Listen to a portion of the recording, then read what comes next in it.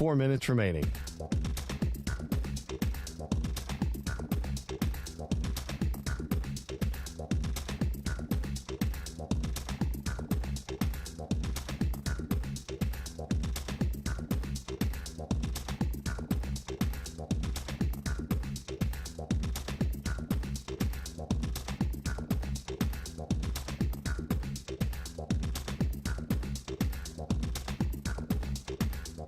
Three minutes, 30 seconds remaining.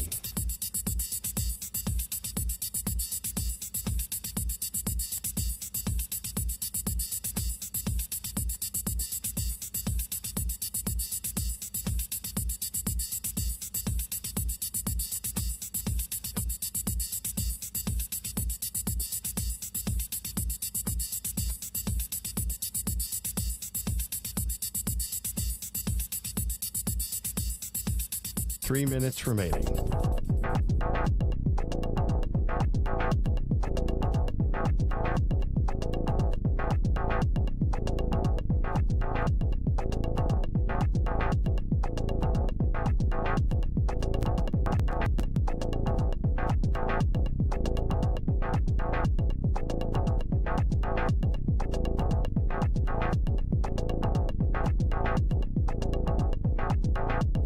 Two minutes, 30 seconds remaining.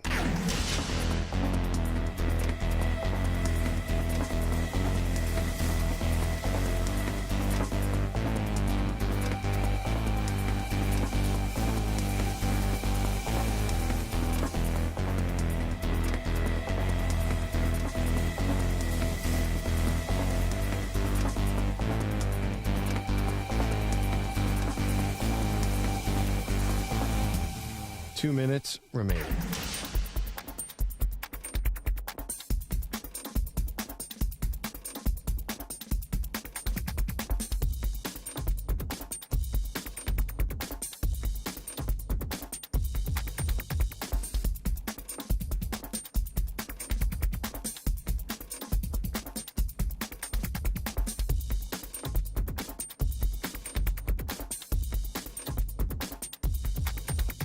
One minute, 30 seconds remaining.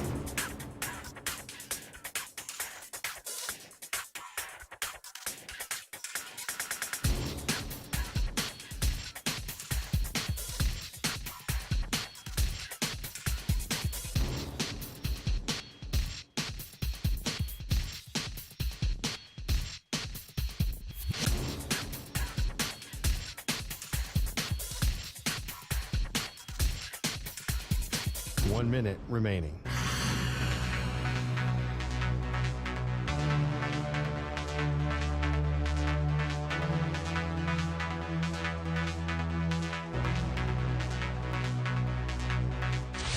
Five seconds remaining.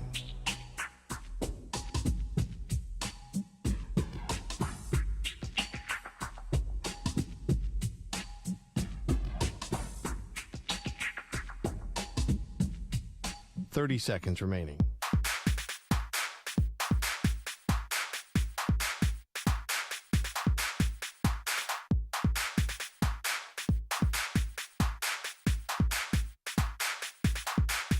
Fifteen seconds.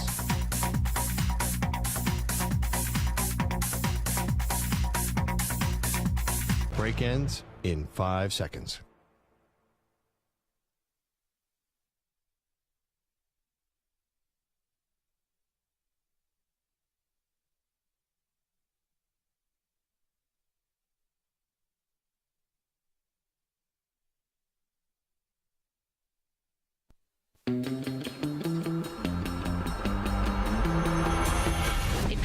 Local bowling alley is doing naked night. You got to be totally naked if you're going to bowl. Starts at 4 o'clock in the afternoon, which I thought was a little early for all naked bowling. I'll tell you where that bag is going. It's going over my head, so I don't have to see naked bowlers in Pittsburgh at 4 o'clock in the afternoon. Most sports, if you played them naked, would be just gross, right? Bowling, you could kind of tactfully do that. No. Everything's swinging around there. It's not the Big Lebowski. We're going to bowling. I'm competing to win. Clothes or no clothes. I'm not going to just stand there so my junk doesn't fly around. I can't think of another sport that you could do gracefully or tactfully while naked. Well, I thought of one. Race car driving. Honestly, who would know? Get away with it, yeah. I had a NASCAR joke about the Bush brothers that I'm just going to leave to the side. Don't do it.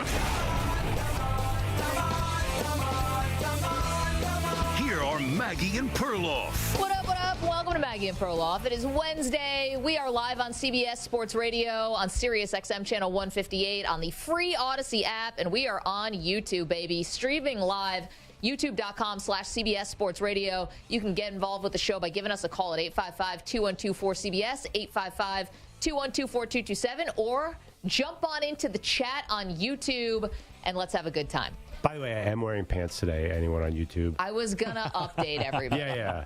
It was pants with a button and a zipper and everything, not yoga pants. Game time decision. I was deciding today's an important day for my lower half attire on this show. Basically, if I had made a statement and gone tights yesterday into sweatpants today, then I'd just be setting the precedent. Like, Perloff's not going to wear pants to the show. No, I was kind of hoping that was going to be your thing. You said casual Perloff now in our YouTube age, but I was worried what that meant.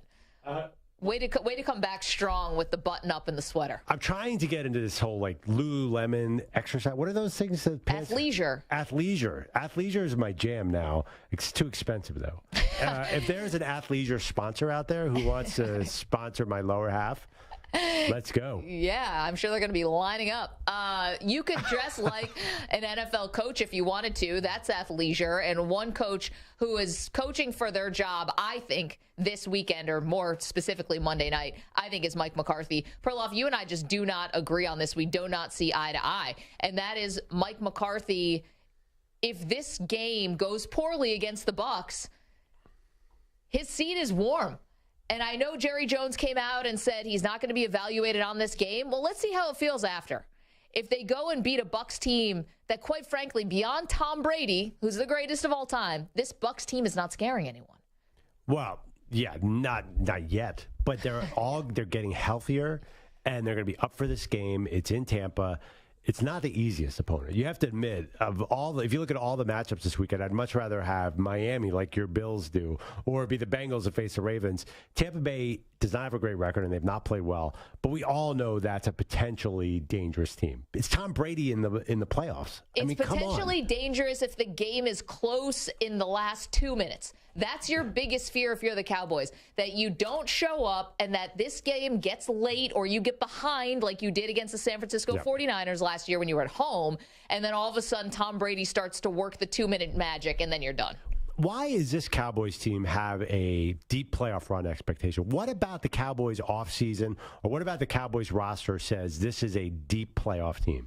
Remember what happened? What about it doesn't say that? Like, they got rid of Amari Cooper. They got rid of La'el Collins. They got rid of Randy Gregory in the offseason. Who did they bring in? Okay, they Nobody. Drafted a first-rounder offensive lineman who ended up acquitting himself very well, Tyler Smith. You look at a playoff team and say, oh, my gosh, they have a rookie left tackle. That is not a formula for winning a Super Bowl. That's the exact opposite. That is our formula for rebuilding. No, but he was good this year. He was good, but we didn't know that coming in. We said this is you thought Tyron Smith was still going to be there. He goes down with an injury, and then you had Tyler Smith who stepped in. Right, but they're the opposite of last year's Rams. The Rams went all in for the Super Bowl. The Cowboys actually went all in for the future. They didn't do anything this year that was setting up to win a Super Bowl. What did they do? You don't think that the draft pick of Michael Parsons after the rookie year that he had set up expectations? They did pay DeMarcus Lawrence. They do have a great defense. And no. We didn't know they had a great defense. Well, we knew it was going to be better because Dan Quinn got so much love last year. And then they were better this year, too. And it was like, and then maybe,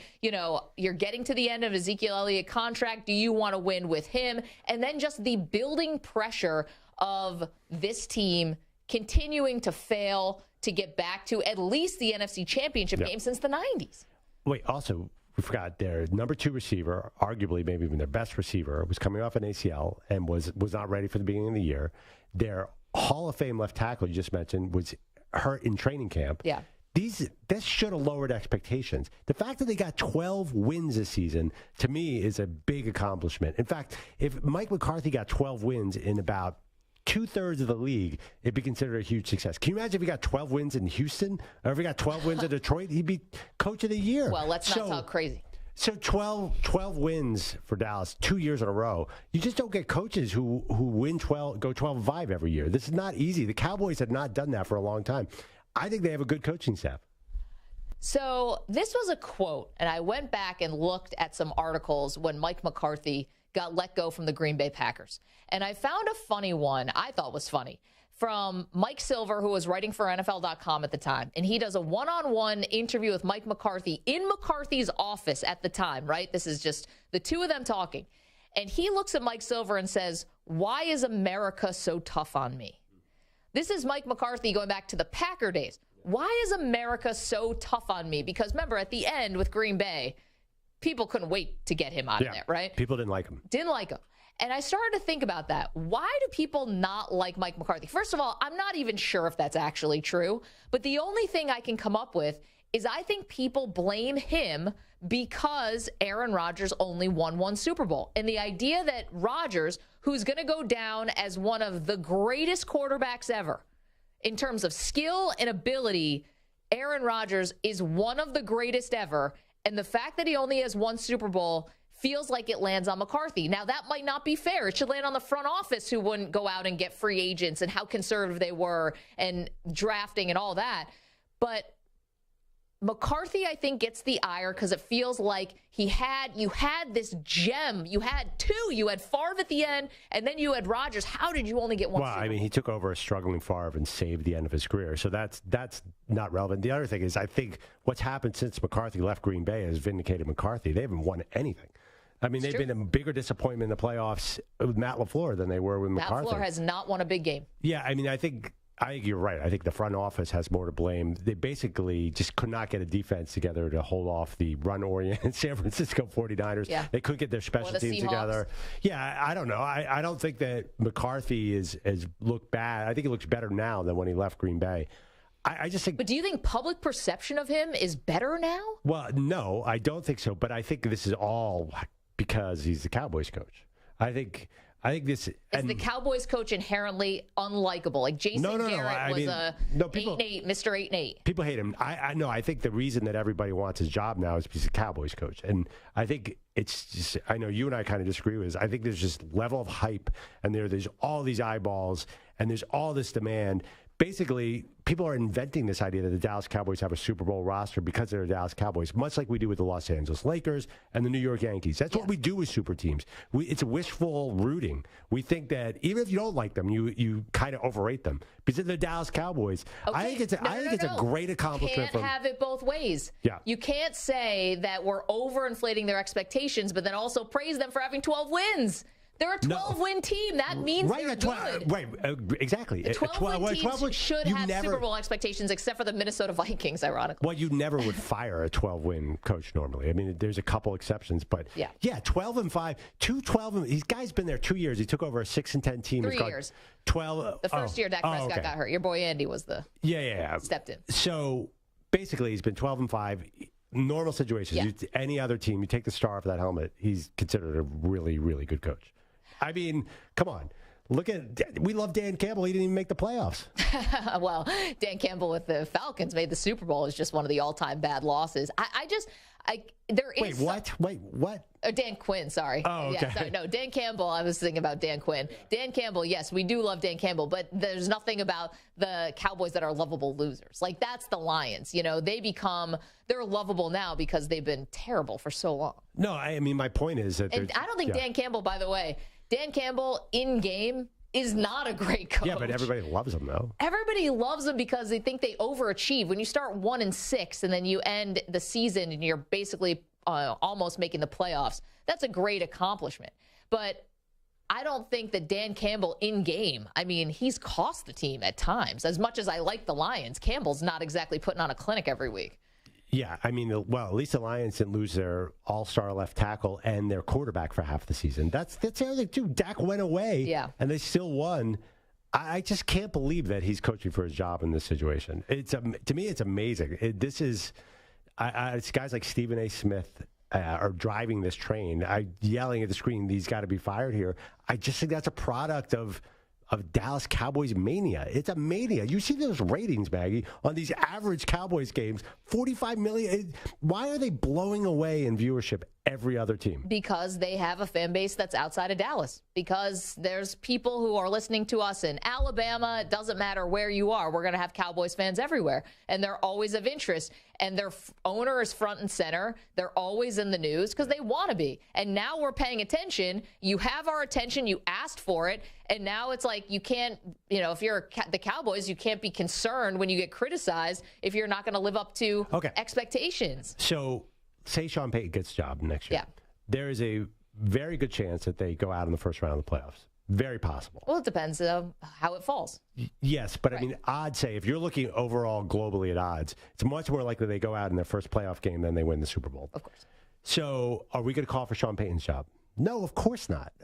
Nobody's going to call for Sean. Sean Payton has a 4-year runway. And I don't think people called for Mike McCarthy's job in year one when the team fell off the rails after Dak Prescott got hurt. And I don't think, listen, there were some rumblings last year, but that's the way that game ended, which I'm telling you, if the game ends again like it did against the 49ers last year, you're going to have a lot of people who are wondering if Jerry's going to make a move, especially with Sean Payton. Well, my point was Sean Payton would get a 5-year runway where Mike McCarthy's gotten much less. Again, it goes to Mike McCarthy. Why is America so tough on me? Can anyone figure that out? Yeah, right now it's this Cowboy thing. If Mike McCarthy was 12-5 on 28 different teams. And he was coaching the Tennessee Titans. And oh my gosh, he'd be... You think he'd be beloved?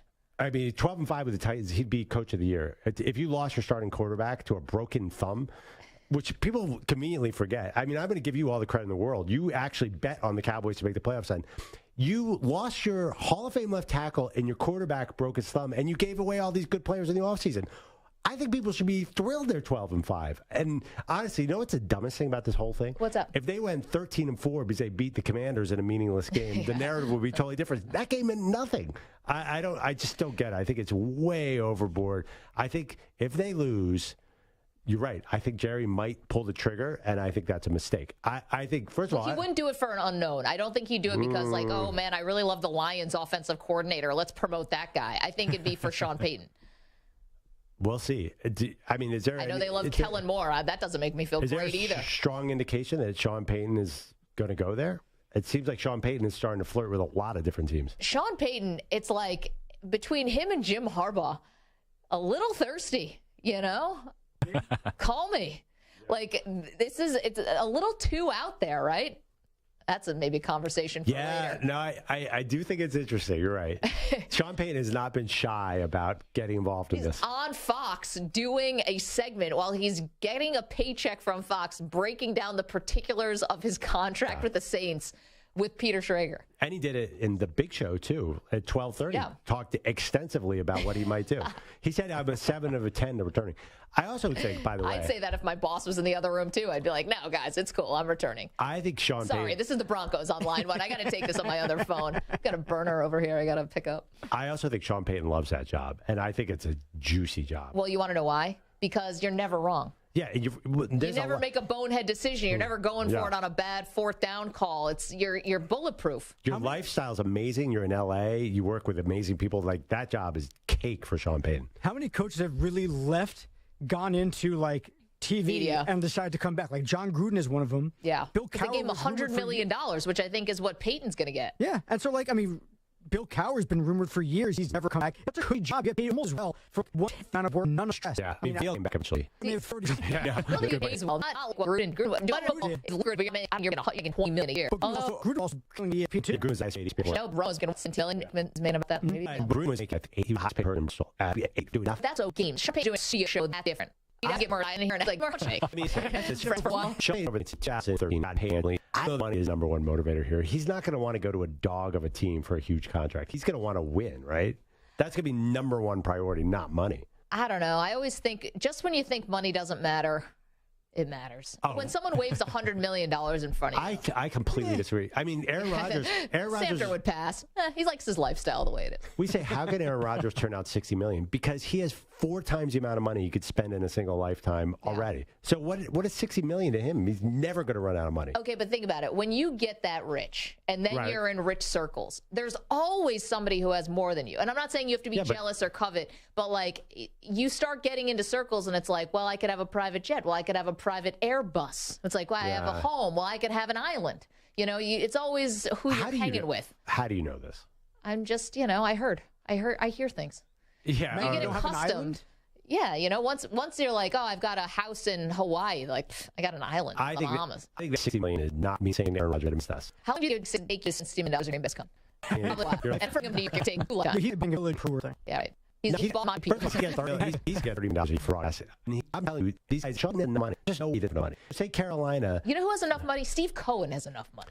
Like that's. I don't know. I feel like there's a lot of rich guys who do not care as much. Well, the other thing is you're already famous. Yeah, you're set. So that's different. Like Steve Cohen was a rich person who owns the Mets, obviously, but was kind of, unless you're in the Wall Street world or if you happen to follow SEC filings closely, you might not know who he is. You didn't watch the SEC draft of 2021? I mean, that was like epic. When he had $2 billion fine.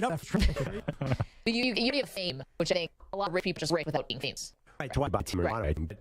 They aren't doing any money. They're having money for the rest of their life. I mean, look at these Walkers. This team is nothing. It's not even expensive for them. Like you and I are spending big chunk of our salary on our ward, our Super Bowl. They are this entire team. Hey, start ready to Super Bowl. And how like weights or pros. No, I think I got it. I got to start to think about the rotation here about what I'm wearing. Outfits going to be performance pants? Oh yeah, the yoga. Yeah, exactly. That's a Friday outfit right there. If you wear performance pants at Rio Row, you're led. that's legendary. I'll take for sure that. Yeah, but the player rates, Justin Person, yeah, I got you. Everything gets thumbs up in your grades, so it's very so like pants. No, they get it. Like I don't watch yours in games. They wouldn't love the big 514-852-4227 is Mike McCarthy coaching for his job on Monday. Also, why is Mike McCarthy not likable? I gave you my thought because Aaron Rodgers and him only won one Super Bowl together. Is there anything else? 855-212-4CBS, 855-212-4227. Got a great show for you. Again, we're on CBS Sports Radio all across the country. We are on YouTube right now. CBS Sports Radio on YouTube. Go check us out. We're in the chat. We're hanging out. Let's have some fun. Come on back. Let's get on board early and often. Coming up later in this hour, Vince Wilfork will join us. Don't move. More Maggie and Perloff right after this.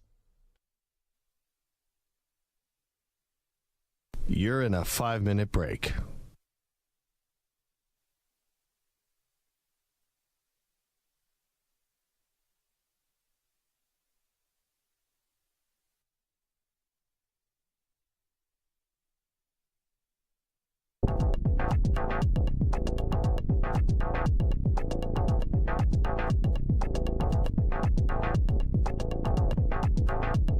Four minutes, 30 seconds remaining.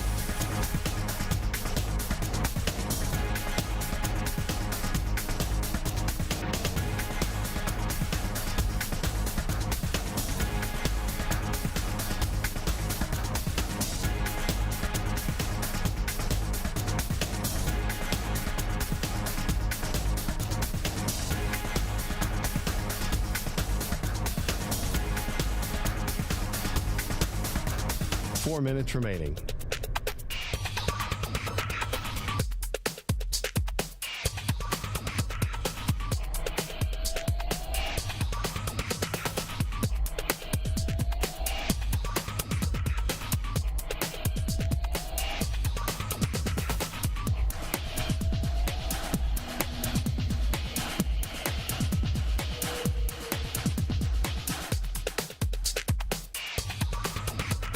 Three minutes, 30 seconds remaining.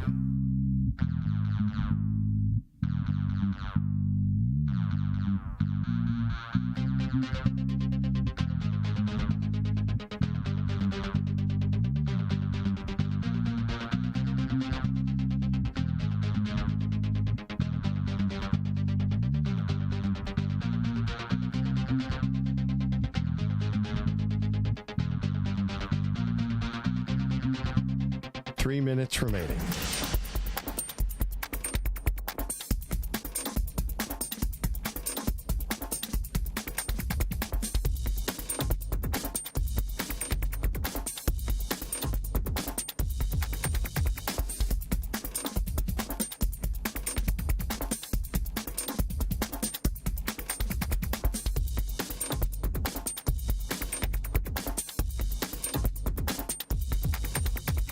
Two minutes, 30 seconds remaining.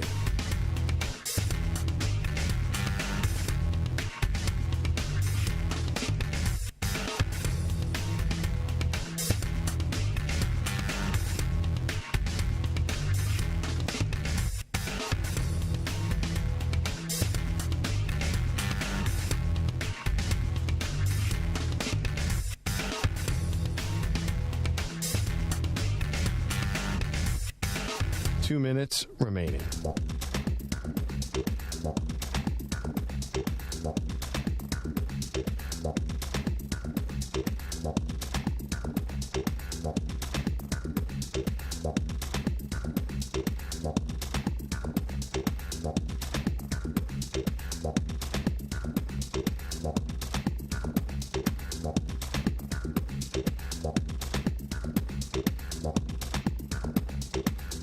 One minute, 30 seconds remaining.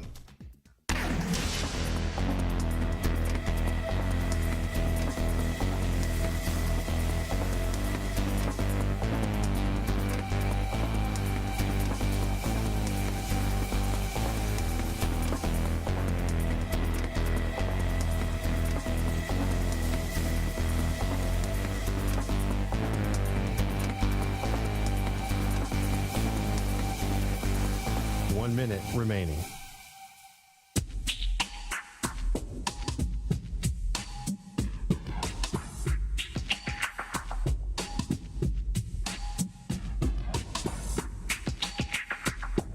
Forty-five seconds remaining.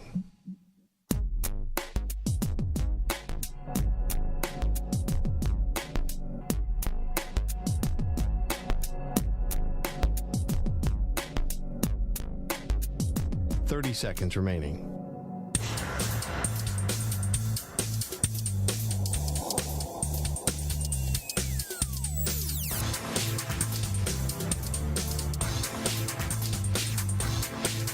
Fifteen seconds.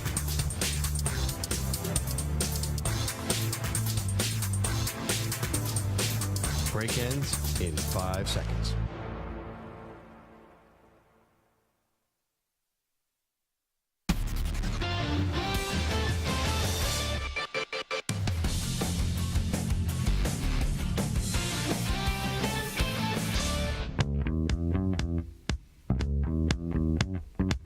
Back on Maggie and Perloff. Maggie, I am the lone voice in the wilderness sticking up for poor Mike McCarthy.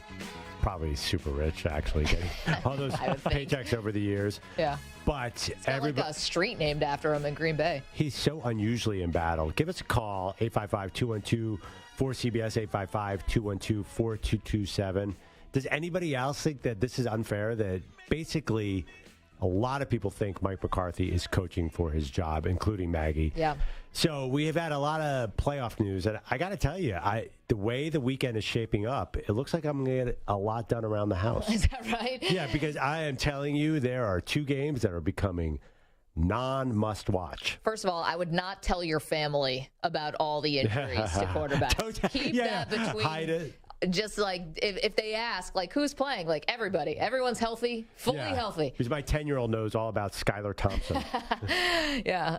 So, unfortunately, Lamar Jackson did not practice today. So that means it's been 38 days, I believe they said, since early December that he's not practicing. And not only that, Tyler Huntley is also not throwing today at practice either. So this is a bad scene all around. But I think the question really becomes, all right, Lamar's not going to play in this playoff game, so Cincinnati gets a much easier opponent, even though that Ravens defense is good, but a much easier opponent.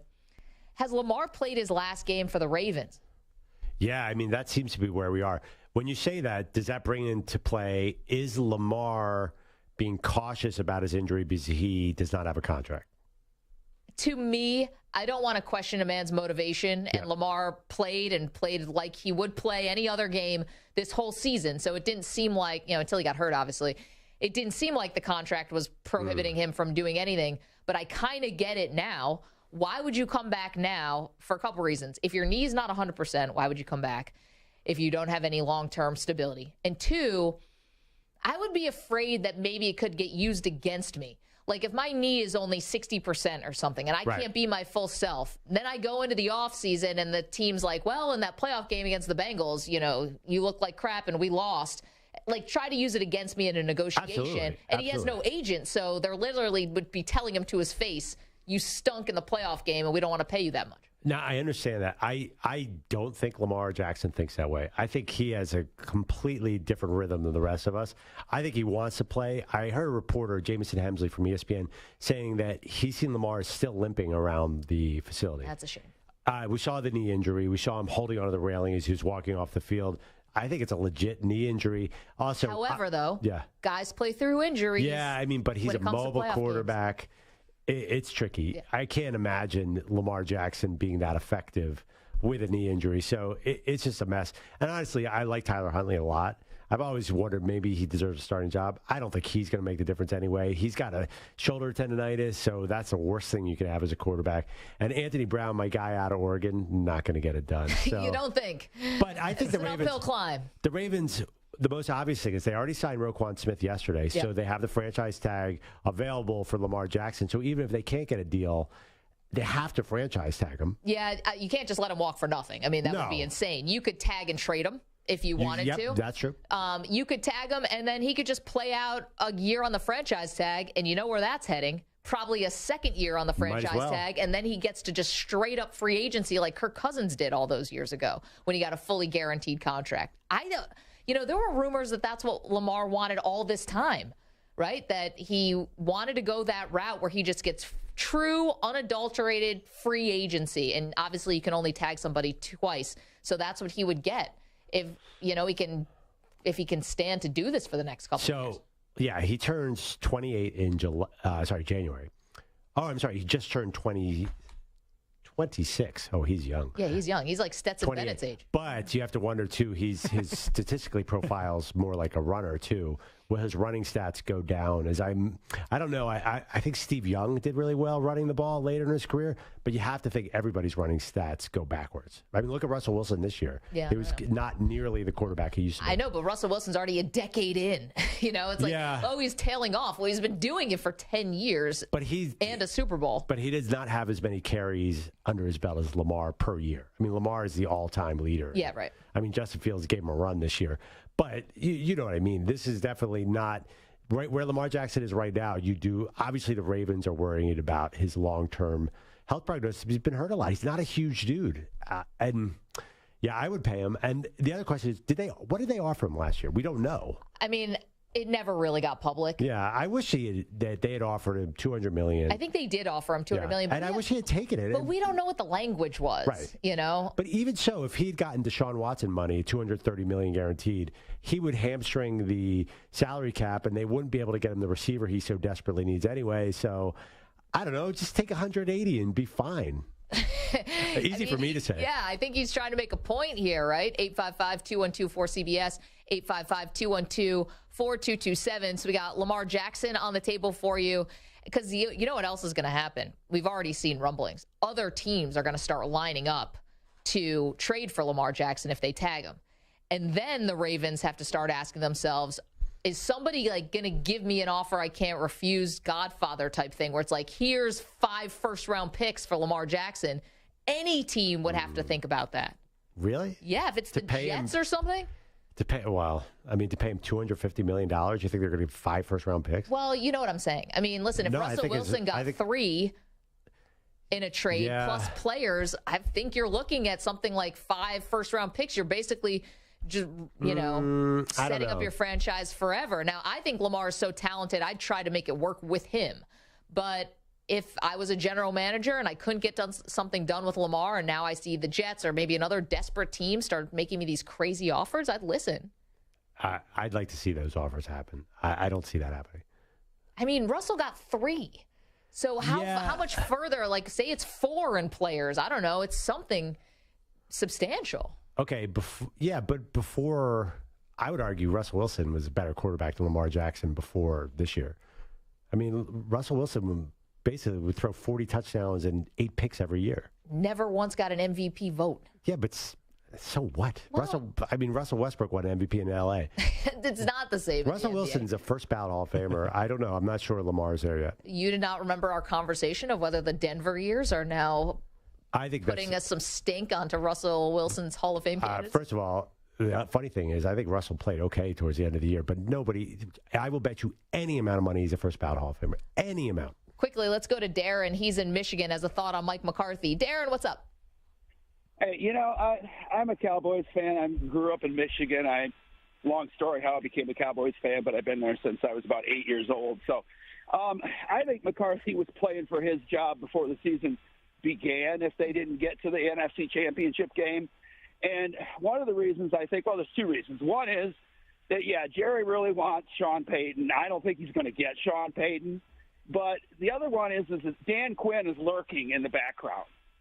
And I think that Jerry is a little afraid to lose Dan Quinn, and he very well may this season. Yeah. And it would not shock me to see him fire McCarthy and hire Quinn. That's my take. Interesting. The internal promotion, Darren, thank you so much. He's afraid to lose He's afraid to lose Quinn. Yep. And would make him the head coach. I mean, it looks like Dan Quinn is going to be interviewing where? In Denver, right? Denver for sure, which he was second choice last time. You know, one thing about Dan Quinn being so great, who hired Dan Quinn? What do you mean? Who brought him to Dallas? Oh, Mike McCarthy. Yeah, so I think McCarthy should get credit for having Dan Quinn there, too. This is something a good coach does. I don't know. Fire him for Dan Quinn. The other thing is, Dan Quinn, I'm not quite sure why he's a hot prospect. Who would hire a defensive coach right now? If you're a fan, you just want somebody who's going to fix my quarterback. You do not need Dan Quinn. No, Perloff. It's all about building a culture. 855-212-4CBS. Yeah, that's what I said with Matt Rule in Carolina. 855-212-4227. All right, coming up, so excited to talk to one of the most feared defensive linemen. Would he rule out a reunion between Brady and Belichick? Vince Wilfork is going to join us in just a few minutes, right after this CBS Sports Update with Rich Ackerman.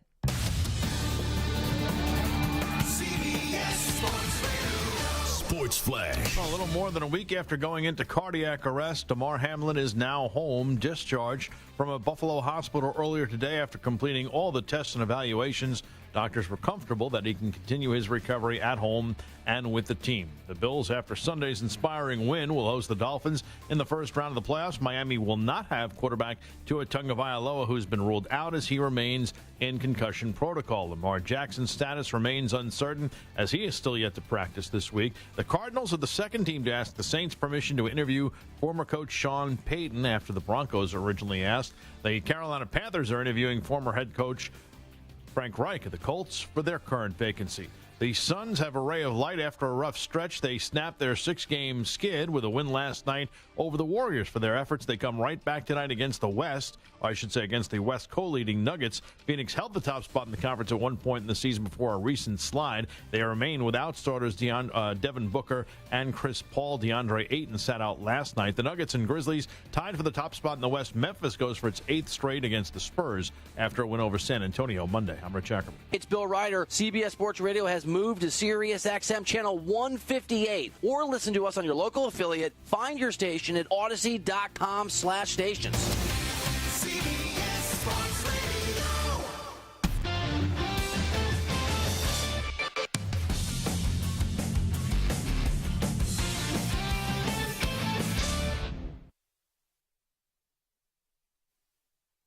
You're in a 5-minute break.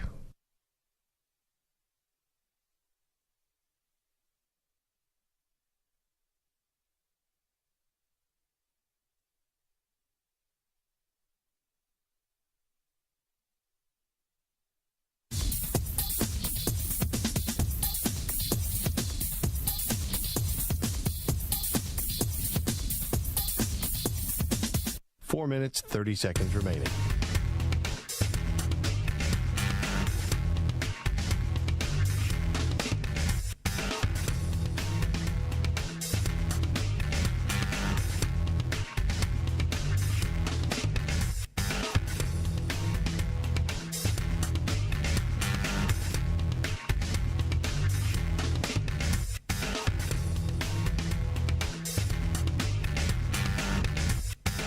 Four minutes remaining.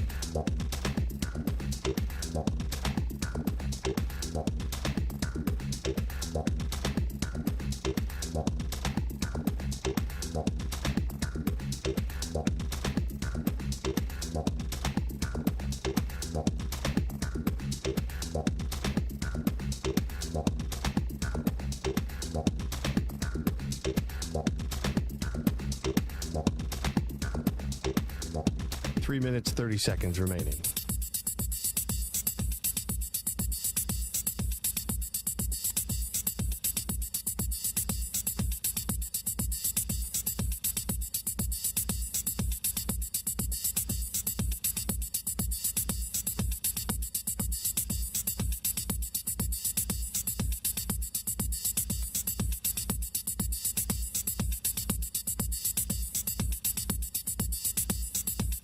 3 minutes remaining.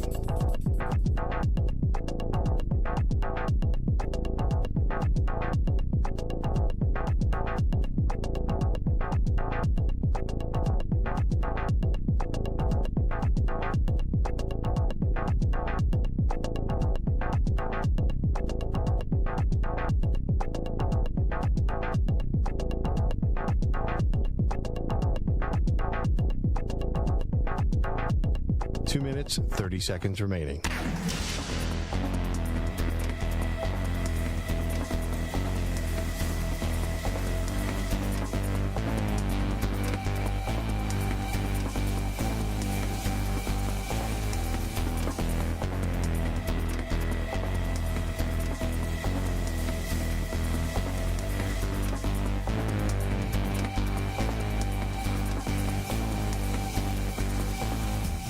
Two minutes remaining.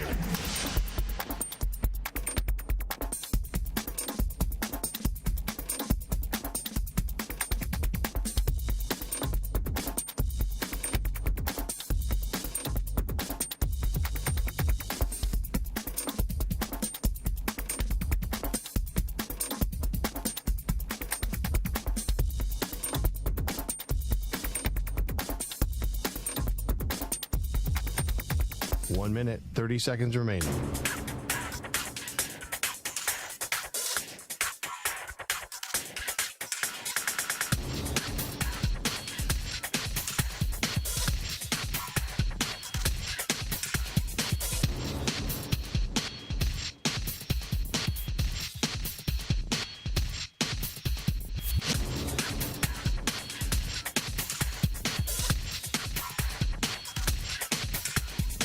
One minute remaining.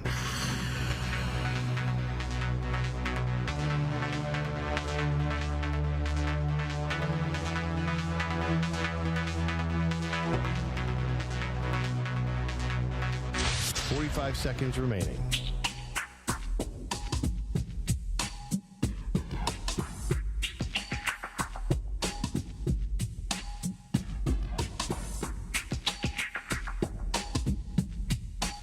Seconds remaining.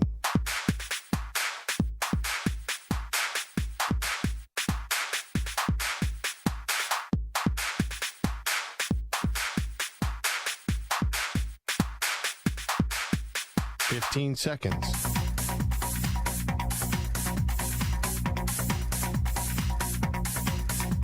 Break ends in 5 seconds.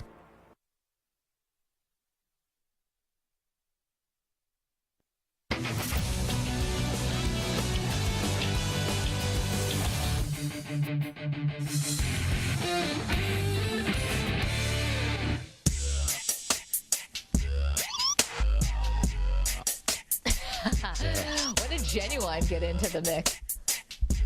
Everyone just started nodding their head. Oh, that's a spike pick. All right, cool. Welcome back to Maggie and Perloff, 855-212-4CBS, 855-212-4227. Get on board on the show. You can also get involved in our YouTube chat. And right now the chat's going pretty hard on the Miami Dolphins and the news we got today, Perloff, that Tua is not going to be playing. Now, I was worried about this, right? Tua suffers a concussion against the Buffalo Bills earlier this season, and we watch him stagger on the field, and they tell us it's a back injury. Yeah. He plays the next week at Cincinnati. Worst case scenario happens. He gets hit again, and he gets taken off the field in an ambulance. He missed 2 games after that, yet did come back, Perloff. Played again until he got yet another concussion, this one against the Green Bay Packers that was not diagnosed in the moment, and now he's going to miss the playoffs. 5 years ago, I think he plays. So on one hand, I want to say, okay, we actually are trying to make the game safer. Maybe the NFL is making strides forward. Yeah. Yet at the same time, I just watched him basically stagger around on the field and play the next week. So I don't know how to feel about this. Yeah, I'm having trouble remembering when they got really serious about the protocols. I don't even remember what was the one concussion that pushed them over the edge. Was it Tom Savage? I can't remember. Whatever. That was a bad one. But obviously, this was a huge step back to let Tua out there this year earlier after Matt Milano hit him. So it was a big mistake. we had a caller yesterday. I believe it was Mark in Miami who said that it wasn't going to happen. Yeah. I love when our callers are the source. That's great. And they nail it. He did nail it. I was worried because I've been watching football my whole life where guys come back from concussions and no one feels good about it, but they do it. This one did not seem likely. There was nothing about the way Miami's been operating the last 2 weeks. I think they took so much heat for having him play in the first place. Rightfully so. Rightfully so. But I don't think they wanted a repeat of that.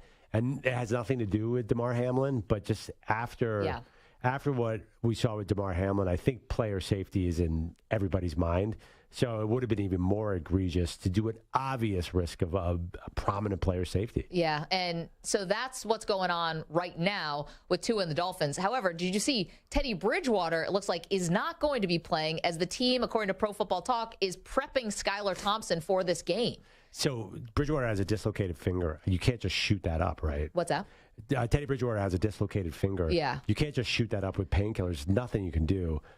By the way, Dak Prescott has a broken hand, and everyone expects the Cowboys to win the Super go to Bowl. the Super Bowl. So I feel like we treat hand injuries differently, but whatever. Okay, let's get to it because one of our absolute favorite players to watch when he played was the one and only Vince Wilfork, and now he's teamed up with Food Network to do this really fun series called NFL Tailgate Takedown, Perloff. It premiered last Wednesday, January 4th. It's on Food Network. It's streaming on Discovery Plus. This was a tour of different games all season long with different tailgates. Vince, it's Maggie and Perloff here in New York. Thanks so much for the time today. Thank you guys for having me. How are you? We're doing fantastic, and it's so great to talk with you, and especially to talk food. So give us your perfect tailgate menu. Listen, I'm not picky. Only thing I'm picky about is I have to have some type of protein. I'm not a snacks guy. Give me some type of meat and it better be good. So I'm not too difficult. All right, Vince, I make a mean game day chili, but I have to tell you, it's made with ground turkey. That's kind of weak, right? Would that satisfy you on a Sunday? It is weak, but I like turkey, so I'll give you a pass. All right, well, you're invited over, if you're in Brooklyn, New York, you can come by. No, I don't. Of chili. No, I don't want chili. Give me a New York strip, okay? We can go from there. Well, my neighborhood is pizza, and that doesn't have a protein. Have you guys ever done that on the show? I'm telling you what I want. Give me a steak. You can have the pizza. Keep the pizza for the kids. For Vince, he want a nice porterhouse or a New York. Give me that, and I'm okay. Listen, it's a man who knows what he wants. It's Vince Wilfork. Just got inducted into the Patriots Hall of Fame, which was really exciting, and was a semifinalist for the Pro Football Hall of Fame. What an excellent career you had, Vince. I'm curious because you know what you like to eat. You have a former teammate who's kind of famous for his diet the other way. Did Tom Brady ever try to recruit you onto the TB12 method? Not a chance. He knew better there. So, Tom is just a different animal. He's different beast, and everybody has what it takes for them. Me, I'm a protein, I'm a meat and potato type guy. Tom, he's more on a rabbit diet type guy, and I get it. 45 years old and still going strong, so he's doing something right. So I can't fault him. Yeah, more importantly, did you ever try to recruit him to your side, get him to come over to a barbecue? Always try to recruit him over to the dark side, and he just kind of smiled and keep it moving. So I'm like, okay, well, one of these days, just once. We're talking with Vince Wilfork. It was funny. I was watching your Patriots Hall of Fame induction speech, and Robert Kraft put it this way. He said the Patriots won 3 Super Bowls in 4 years and then 3 more in 5 years. And the only 2 players who were part of both of those mini dynasties were you and Tom Brady. Do you have anything else in common with Tom? Because on the outside, it doesn't really look like it. I really never thought about that. That was, when I played it, I just played because I love the game. But all these stats and stuff, I never follow. So that's a pretty good stat. I mean, it makes me feel good that I was in them from the old school and old school and new school. I was part of both of them. So I'm pretty sure that's pretty cool to be in something with Tom Brady when it comes in the end of the day. Yeah, congratulations. You guys both tormented every other team in the league for going on basically 2 decades. Could you see Tom returning to New England if he decides to move on from Tampa Bay? Could he have a reunion with Belichick? I believe anything is possible, honestly. But I think Tom would want to be at a place that he's a contender, you know, and you have to ask yourself if Patriots is a real contender, you know. Some people might say no, they far from it. Some people might say, they close. So I don't know, but I think anything is possible. You know, Patriots may go in and make a huge splurge in the offseason and in the draft, and all of a sudden they have a team put together that's capable of making a push. But everything is always up in the air. You never know until offseason and draft, come around, and what's available and kind of see where teams stack against each other. All I know in New England Patriots in the division now it's talent. I mean, it's stacked. It's not a division where you can go in and say, oh yeah, Buffalo is going to run away with it, or New England's going to run away. No, all four of those teams, they're pretty solid now, so those days of just one team running away in that division, I believe is over for a while. Vince, I was so surprised by some of the ways the Patriots lost games this year. I mean, just look at Week 18, special teams, giving up special team touchdowns. I kind of thought that was a Belichick signature. What do you think of their struggles sort of the last couple years where they're not the same Bill Belichick Patriots? Yeah, I think a lot has to do with the players, honestly. It's the quality of players and just understanding how important it is to play as a team with consistent. And the Patriots made a lot of bonehead plays over the past 2 years, especially just talking about this past year. Mistakes that they made is normally a Bill Belichick team. They don't make those mistakes. We used to laugh at teams and we used to, put those teams on a video screen and say, hey, we can't play like this and we won't play like this. But now all of a sudden, they become that team. So I think that's a lack of focus, honestly. And it starts with the players. Players got to understand coaches coach, players play. It was a lot of times that I got defensive calls I didn't like, but I had to try to execute it to the best of my ability, and I think it's too many people that's individuals instead of being one. Everybody want to make a play. Your team, you start listening to outside of the building and what you need to do and what they need to do, and individuals take it upon themselves to try to do that. And that's a no-no. So at the end of the day, you got to stick to the course and stick to the plan because, you got 11 is better than 1. This is not basketball where you can shoot and score 50 points, and that's good enough. A quarterback can go out and throw for 5 touchdowns and still can lose a game. So if every piece isn't working together, it won't work. And I think there was a lot of misunderstanding going on this year and a lot of inconsistency there. How did your Patriots team not have bigger egos? It seemed like you always had team first guys all over both sides of the football. There must have been guys who read outside headlines or wanted to do, star in their own way, but it doesn't seem like that ever happened during your years in New England. Yeah, but when I came there, I was veteran. I got drafted to a veteran team, and everybody had one goal is to be the best we could possibly be, to win how many championships we possibly could. We weren't worrying about the money. We weren't worrying about how much playing time we get in. We weren't worried about what the coaches is called. We weren't worried about any of that. We were all from an era where winning was everything, and we played football because we liked the camaraderie and we liked the fraternity as a team. So when I was there, we was built off of guys like Lawton Harris and Willie McGinnis and Eddie Bruschi, Ty Law. That leadership quality that we had, Taiwan, Seymour, we were the young bunch, but those guys laid the foundation like, hey, one thing we ain't going to do, we're not going to be selfish. We're going to play this game. We're going to play it. This is how we're going to play it. And we fell in line. I think over time, people start with the salary cap, and it seems like to me, football now is more about what you can do outside of football than the football game now. You have so many football players want to be rappers. They want to have the clothing line. They want to have everything going on besides what really matters. What you get paid to do is play football.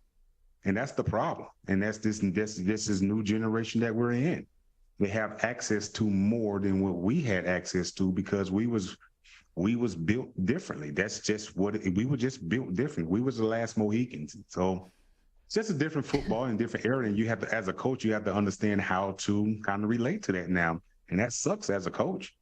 But it comes from a lot of leadership from your leaders. And when you have a team that don't have a lot of leaders, you in trouble. And you see a lot of football teams really struggling now because the leadership quality isn't there like it used to be. Man, and the Patriots are losing potentially two big ones if Devin McCourty and Matthew Slater are going to be calling it a career. I know those guys had such incredible runs. Vince, can't tell you how much we appreciate this. Love NFL Tailgate Takedown. It premiered last week, but you can find it now. Food Network Wednesdays at 9:00 p.m.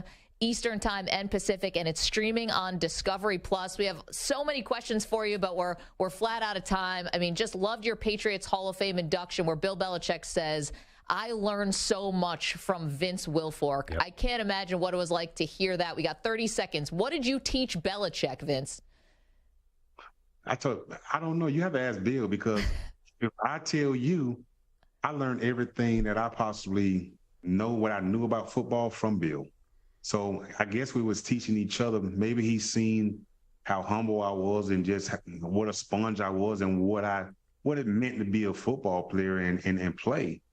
Because I was one of those guys, just come to work with my hard hat on and never complain, and I just got busy. So with your overalls on, Vince. I guess that was the Houston years. And I think a lot of that kind of rolled over to other players as well that kept us together. So I owe a lot to Bill Belichick because I've learned a lot from that guy. Well, it was so fun watching you play. It's fun to watch this TV show where you get to go all around the country at different tailgates. Fantastic job. Thank you so much, and good luck with the show. All right, thank you, guys. Appreciate you. Yeah, I totally get what Vince is saying. I'm a protein guy. I mean, him and I maybe don't look alike, but we both like the same food. I'm totally a protein guy. Yeah, you're a pizza. You're not a snacker. No, you're not. And you're a pizza. That's your number one tailgate food, right? Number one. Number one in food everything. Everywhere. Yeah. Yeah, no, I'm with him. Give me a New York strip. Give me Philly cheesesteak. I'm looking at a lobster roll. Pile it on. Perloff hasn't had a carb since 98. 855-212-4CBS, 855-212-4227. Coming up is one coach about to make a massive mistake. We'll tell you about it next. Don't move. More Maggie and Perloff right after this.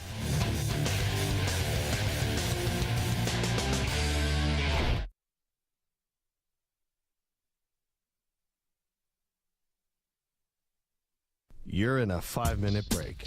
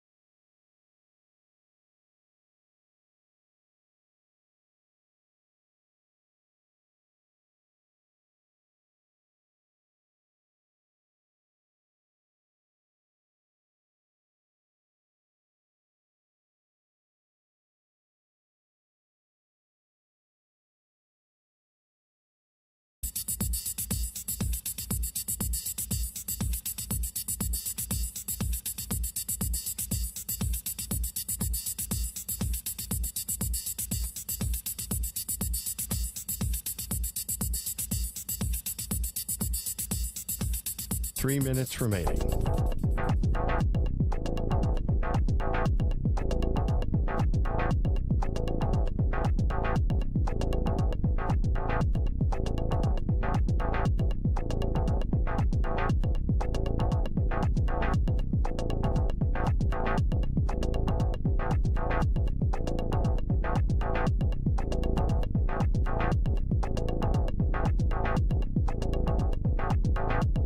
2 minutes, 30 seconds remaining.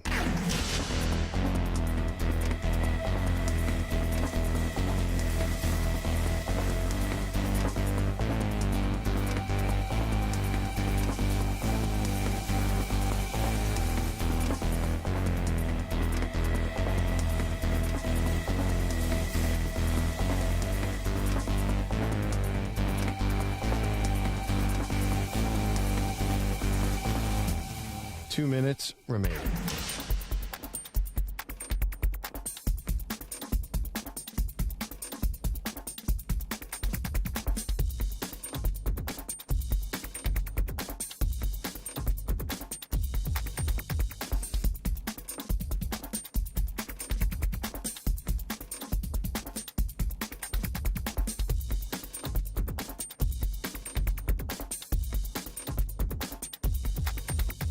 One minute, 30 seconds remaining.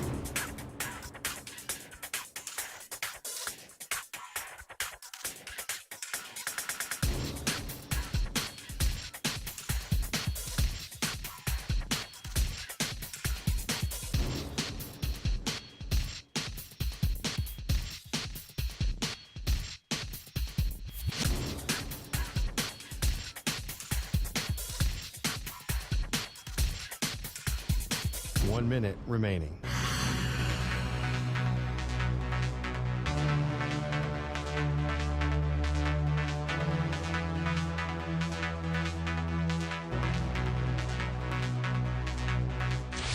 Five seconds remaining.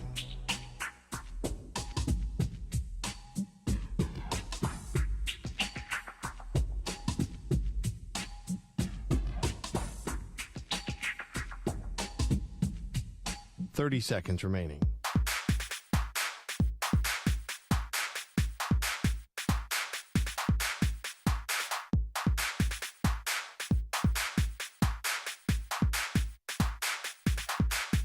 Fifteen seconds.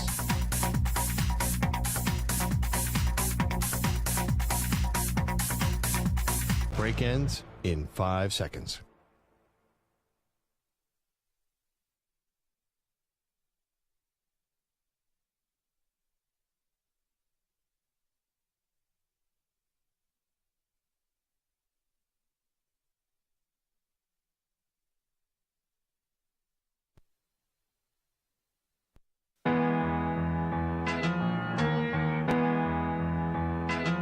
So Bill Belichick, big Broadway guy. We didn't know that. Bill Belichick, he looks like a football guy. He came up through the theater programs of America. Right? Yeah. Big theater guy, that Belichick? Yes. Didn't he have Lin-Manuel Miranda come speak to the team at halftime of the Super Bowl? Bill Belichick, huge Broadway guy. Huge Broadway guy. Yeah. That's probably the most shocking thing about him. I don't know. Belichick to me doesn't seem like someone who is a toe tapper. You know how in training camp, a lot of coaches take their team bowling? In 2013, Belichick took a day off from training camp and drove down to New York to see Mamma Mia with the entire team. It's not true. No, it's absolutely true. It's underreported. It wasn't in the Seth Wickersham beams, but Jerome Mayo is a huge Mamma Mia fan, so it was really about him. Big ABBA guy. Here are Maggie and Perloff.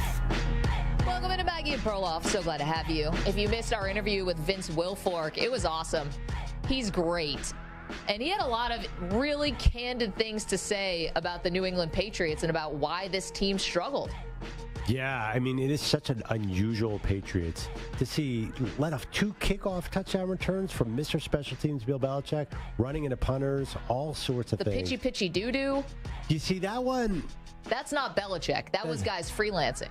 Right, but it was Jacoby Meyer, he's an old school Patriot. Everyone says he is the ultimate team guy. Well, it's a shame because that was not the team move. Well, unfortunately, it cost his team, and I know he felt badly about it, but he wasn't trying to make a play for himself. He was not thinking about, hey, what am I going to get out of this? Because he wasn't getting anything. He was actually should have. It wasn't going to be his yards. No, former Patriot Chandler Jones is the one who got something out of it, which was a scooping and scoring for the Raiders to win. But I thought it was interesting with Wilfork talking about how he doesn't think that this team is as selfless as the dynasty teams that he was on. I think the signature moment of the entire dynasty was, and I might have this fact right, the first Super Bowl against the Rams, instead of doing individual announcements of who they were, they ran out as a team, and that sort of set the tone. I think the question that we didn't have time to get to, is that because of Tom Brady or is that because of Bill Belichick? Right. And, well, if you wanted to look at proof, but you might say it's because of Brady. But, he didn't say that. That's our conjecture. But I'm not totally agreeing with that either. I think maybe Belichick has lost something. Well, what Wilfork said is that the athlete today he thinks is different. Yeah. Did you agree with that? I mean, listen, it's his opinion, and he's closer to it than I am. But I always think that there were guys who were looking for, opportunities outside of football. Yeah. They're always larger-than-life personalities. I mean, go back to Deion Sanders is like one of the greatest football players of all time who was definitely larger than life. Yeah, Chad Ochocinco or Chad Johnson. Definitely. I know. That's a great point. But I think he played in New England, so he didn't know that was going on. Yeah. Well, or he knew, but they weren't doing anything about it. So that was really interesting. And the fact that, could he see a Tom Brady-Bill Belichick reunion? Never know. Didn't rule it out. Yeah. I know Bill Simmons, of course, put this out there. That makes so convenient for Mr. Boston. So little sense to me. And I don't know what it is. And I'm basing it on the dumbest reason that Tom Brady's old and he doesn't want to go somewhere cold. That's my main reasoning. Just look at people today. You moved to Florida. So I think, and this ties into today's news, I think the Dolphins have to be back in the play. Mix. Because if Tua can't play this week, and I don't think... I want Tua. Part of me wants Tua to retire. I don't think he's ever going to fix this problem. Do you? Well, retire, I don't know. I mean, can you allow your body and brain to heal and maybe get back to a place where you can play? Listen, we'd be naive if we were to sit here and say every guy who's had 3 concussions doesn't play. Now, we know that's not true. Guys have had documented more than that who are going to be playing this weekend. It's just, do you allow your brain and body to heal? And Tua didn't pass concussion protocol. Like, he didn't pass the concussion protocol test, so that's why they couldn't clear him. So this is the only move they had to make for his well-being. But if you have a whole offseason, if you heal, should his career be over because of this? I don't know if I can go that far. So my former buddy, Kevin Cobb, who I talk about a lot, got his first concussion his entire life in Philadelphia. Over a span of 4 or 5 years ending in Buffalo, he just couldn't stop getting concussions because they build on each other. That's true. And by the end, the last hit that took him out was a routine play.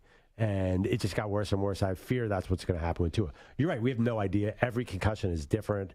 Retirement was too strong a word to say, but we don't know that 4 months off is going to heal that. Maybe it's just his brain is now at that point. That would really suck because I've loved watching him play this year. It's been a great story. And the offense was scary when Tua was playing. Yes. Like with Waddle and with Tyreek Hill, Gesicki, the offensive line was improved. I know they're a little banged up now. Coach Mike McDaniel, I think, really kind of had a rhythm. I mean, all that would be true with Tom Brady.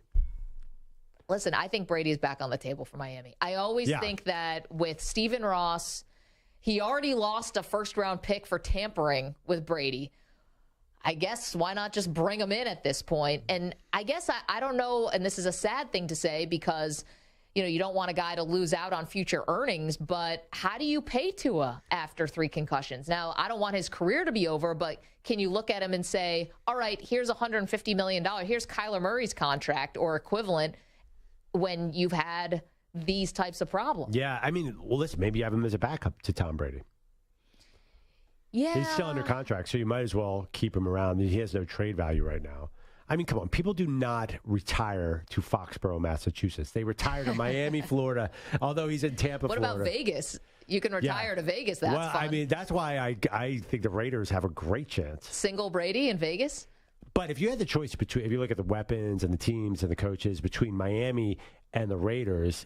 Offensively, the weapons, I think, are, well, Tyreek Hill is on a different level, but the weapons are comparable, but Miami's offensive line is better. I think, exactly. I think the offensive line is better. I think the weapons are a little better in Miami because Waddle's a star. He's a 1A.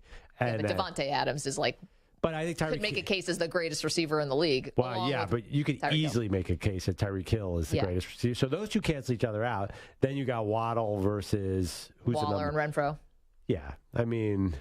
This is a silly conversation, too, because there's so much. You know what? Raiders do have Josh McDaniels, so, yeah, I don't even know how he got here. We're assigning Tom Brady. By the way, Tom Brady plays this Monday. There's still in the game season. That's probably going to break records. And he already retired last offseason. So I love that we're not even considering retirement. No, I'm not. Yeah. I'm not considering retirement for Tom Brady. I don't know if anyone else is. It's because he's still playing at a high level. I was watching Steve Young, who was talking on ESPN the other day about when you retire, it's like a death. Yeah. And Tom Brady has talked openly about being scared of this. Look at what happened. He retired, and a month later, he was like, I can't handle it. I'm back. Yeah. Because he's still playing well. And you know what? Listen, this wasn't a great season for the Tampa Bay Bucks. It hasn't been. They're not a good team right now. But Brady in a 2-minute drill, tell me you're not scared of that. Of course. No, I mean, I think the Bucks are a sleeping giant. Giant's the wrong word. Yes. Sleeping okay team. Listen, you've seen playoff Lenny. By the way, Young retired because of concussions. So did Troy Aikman. I mean, it's not unusual. They were a lot older than him. Than Tua, yeah. Than Tua. So, yeah. By the way, I love in the Vince Wilfork interview, you had to get in just a little bit of something, a little Bills, Barb. You're like, you basically asked, didn't you get bored of dominating the AFC East all these years? There was a little Bills. Destroyed the Bills. Yeah. Wilfork was a one-man wrecking crew on the Bills. He took out one running back. Now I can't remember who it was. It wasn't a guy who was in Buffalo for a long time. It was a hit that in today's NFL would get you flagged. I mean, he took that guy's soul, left his body. It was not cool. But everything's pointing up for the Buffalo Bills right now. I mean, the Dolphins are going to be a shell of themselves. It's almost as if they got a bye this week, and they get the neutral. Let's not say. I mean, yes, it's Skylar Thompson. I understand the spread on this game is what? Is it up to 10.5 or 12.5? Skylar Thompson does not look competitive. He scored 11 points against. I mean, he didn't score. They beat the Jets 11-6. But the Jets defense is good. Why is Teddy Bridgewater not a factor? Because of his pinky? Yeah, he's a dislocated finger. No, I understand that, but I thought he's working on getting back. I thought that's it's the playoffs. Isn't that like a tape it up situation? You're a quarterback. You have a dislocated finger. That's ridiculous. You can't just tape that up. No, but because you can't grip the ball because it's a pinky? I thought it was more if your thumb is dislocated. That would be an issue, like Dak Prescott. I would think to throw an accurate football, you would need all your fingers. What's better, a 4 fingers of Teddy Bridgewater or an actual full hand of Skylar Thompson? Is Teddy wearing gloves, as he is famously known to do? Of course. I feel like from what I remember talking to various quarterbacks, the index finger is as important, if more important than the thumb. Or when you're throwing the ball, the index finger last to touch the ball. It's got accuracy for everything. I feel like he's doing But about how fall the pinky is. We did. I've broken pinky all this. If I spoil enough of a game. By the end of the year, what's the call about everyone? Stuff is not good. And then they get this neutral home field game. And you were out there on Twitter still, as of last night, calling for it to be outdoors, Maggie. And this is ridiculous. You are not, in the middle of January, going to make, if it happens, the Buffalo Bills and the Kansas City Chiefs play in 0-degree weather on a neutral field. You have to make that game indoors. Okay. I'm the only one. This is how you can tell that I'm not just putting my Bills fan bias out there. Because, of course, the Bills are built for a dome. Of course, I want them to play in a dome, but it doesn't seem fair to me. And getting this right and trying to make it as fair as possible in a really extreme situation, I think is necessary for the league to try to do. You already have these crazy circumstances for why you even have this neutral site game with Damar Hamlin. So wouldn't you try to make everything else about the game as quote unquote normal as possible? And if the game was in Kansas City, which it would be if the Bills and the Chiefs met, it would be outdoors. Let it be outdoors.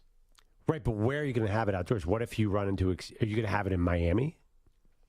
I think it has to be cold too. Okay, so then you risk snow, which will completely alter the game. Okay, but first of all, I've been told that people love snow games and love all this football weather, so I think people would actually like it, especially as a TV product. But yeah, I think this is whatever Mother Nature is going to provide. If you're in Pittsburgh, if you're in Baltimore, if you're in Cincinnati, it seems kind of cruel to put it in Cincinnati, but say Pittsburgh, Baltimore, Tennessee, just put it out there whatever Mother Nature intended. So you're going to neutralize 2 of the most exciting players in the NFL in a gigantic snowstorm in wherever First of all, in Pittsburgh? You don't know it's going to be a snowstorm. It's whatever it's going to be, and that's part of it, right? Because it's... Yes, I mean, under normal circumstances, but these are not normal circumstances. There's nothing normal about this. This is totally bizarre. A neutral field AFC title game. So if you're going to make it bizarre and you're already in this uncharted territory, uncharted, I never know the difference. You might as well Yes. make it indoor and make it the most entertaining game possible, because the Chiefs are also built for an indoor stadium. They'd be amazing indoors. So this would be a great, great game. Yeah, so why? The Chiefs can all, like, hold hands and start going around in a circle? Like, I don't know. I think you should try to make it like everything else would have been. You can't have the location, you can't have the home field advantage, but at least you can have it be somewhat like it would have been. Do you realize how bad the NFL would look if they rescheduled and had a foot of snow where they were and made all 80,000 fans drive in a snowstorm to that game? Bro, that would be ridiculous. We know that the NFL controls the weather. Yeah. Yes, indoors in Detroit and Indianapolis, they control the weather.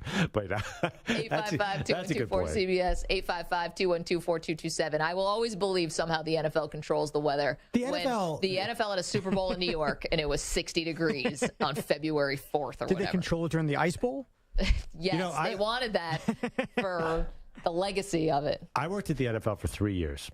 The things that people think the NFL can do competently amaze me at all times. You think this is this well-run machine?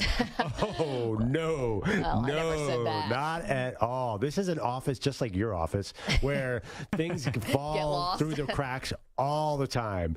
You know that guy who you can't get anything done right? That guy's like executive vice president of the NFL. Trust me, they do not know what they're doing. 855-212-4CBS, 855-212-4227. You're welcome to weigh in on this neutral site. We're supposed to find out later this week, right? Yeah, Jonathan Jones, our buddy at CBS Sports, said later this week there'll be an announcement. That is interesting. They're going to announce it before the first game.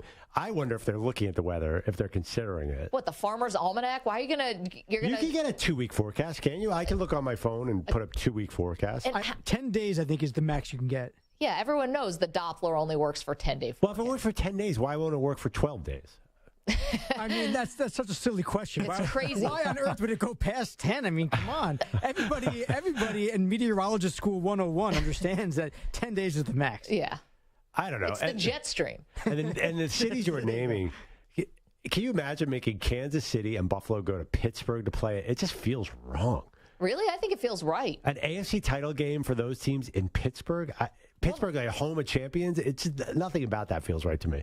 I think everything about it feels right to me. 855-212-4CBS, 855-212-4227. You're welcome to weigh in. Also, if you're watching us on youtube.com/CBS Sports Radio, you're welcome to hang in the chat. All right, coming up next, the team that could land Sean Payton is the last one you would ever expect. We'll get to that in just a moment.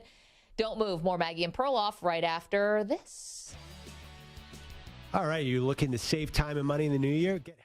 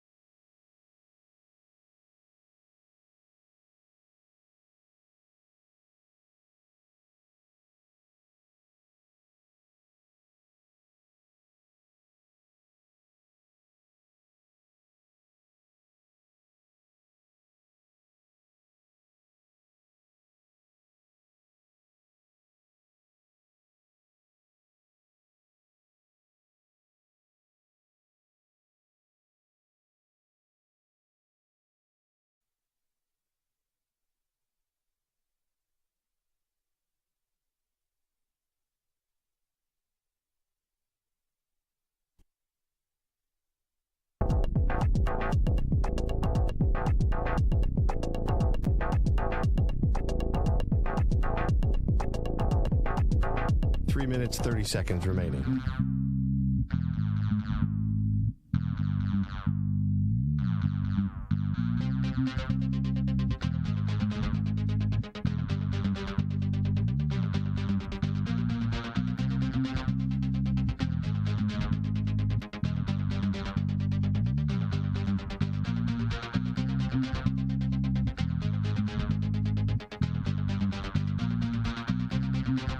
3 minutes remaining.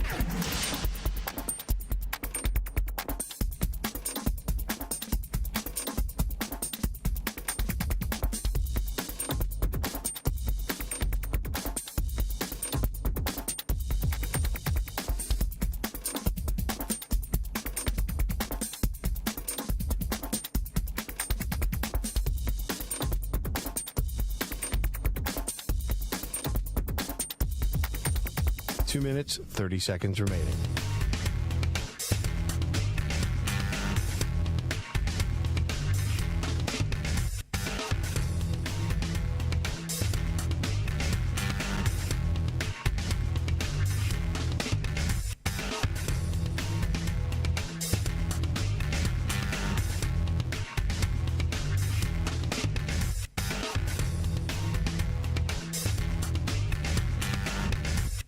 Two minutes remaining.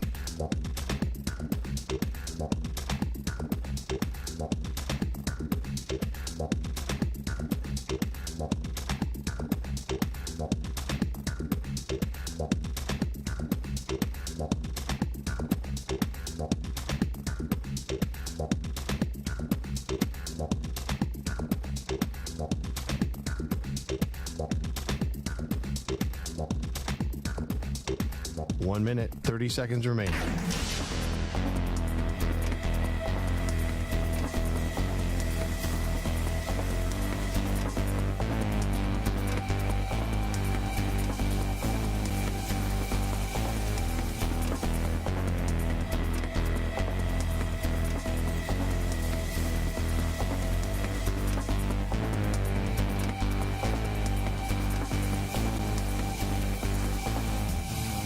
One minute remaining.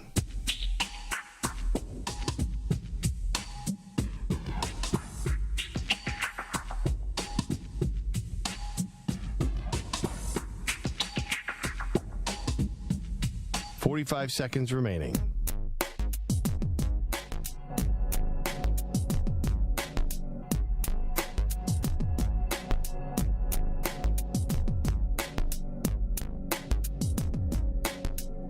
Seconds remaining.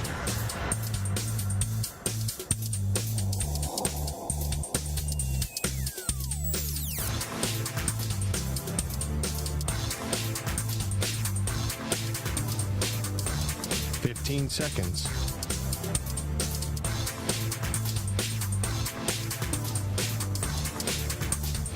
Break ends in 5 seconds.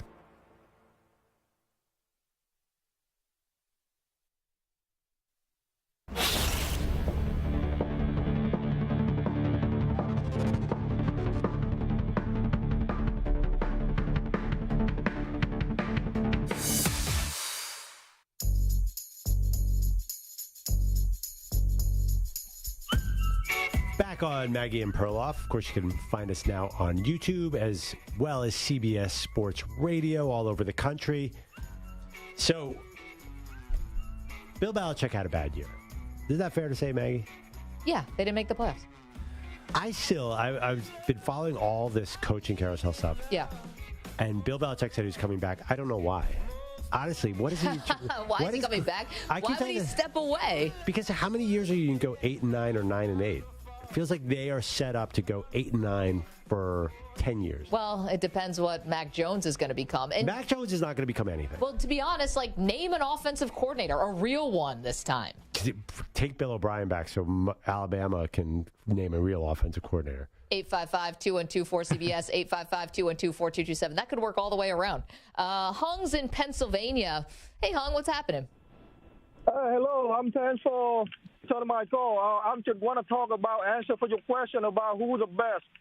I'm saying right now the New England without Tom Brady is garbage because Coach Belichick is overrated. Because, without Brady, you already know. Without Brady, they ain't do nothing. So you guys don't have an answer. I had an answer right there.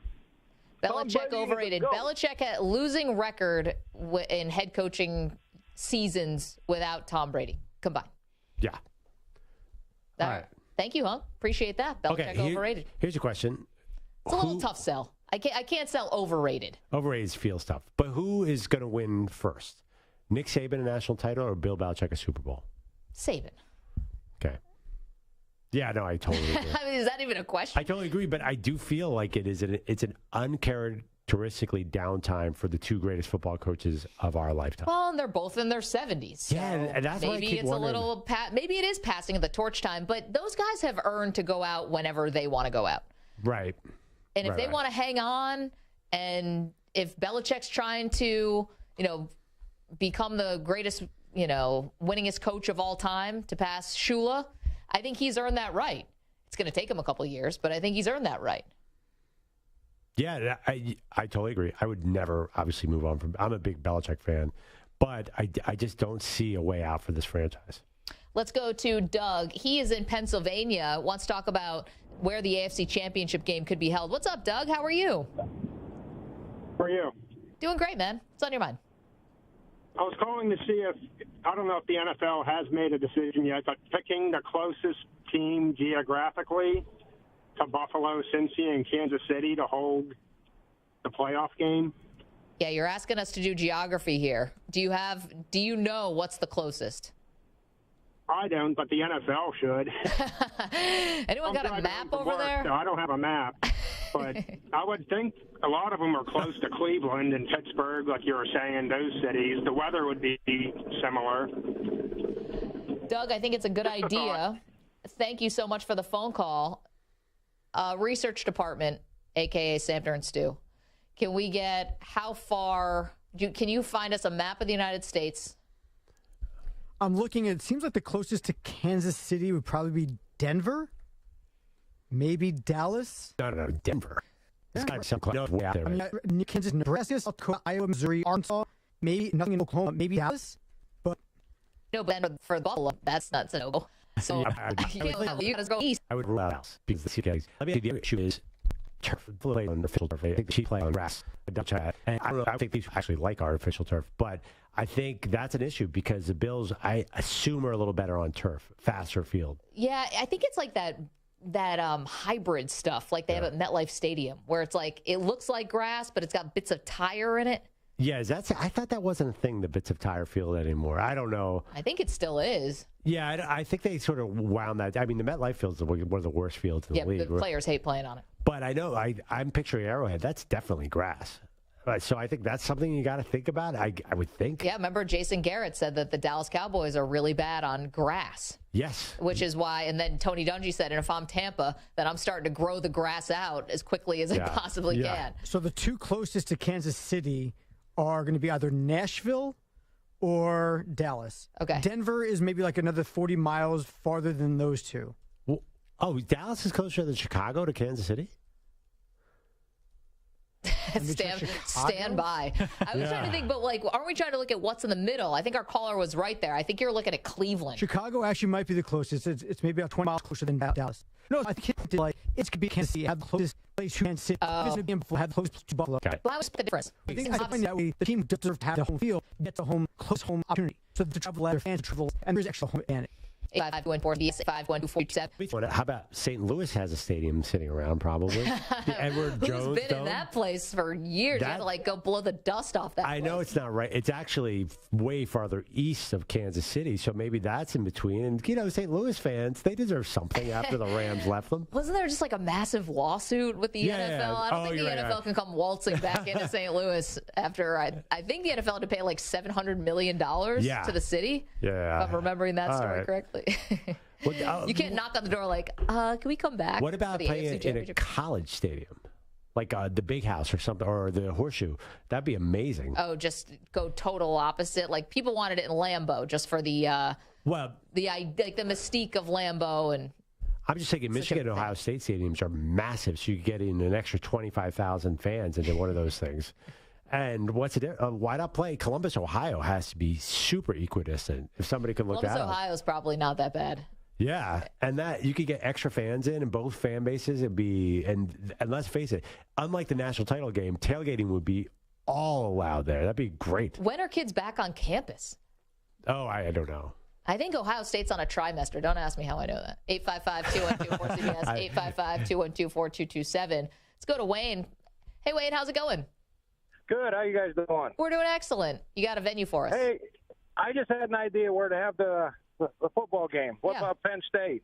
You can have 100,000 people there. Yeah. Oh, it's funny. That's exactly what I would say. But Penn State is a far drive from everywhere. Every single place on earth is a far drive to Penn State. You're so right. Getting to State College, it just takes forever.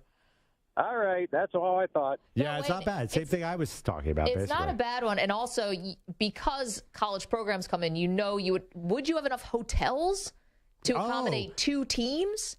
Like, I've been to State College. Is there enough room for everybody there?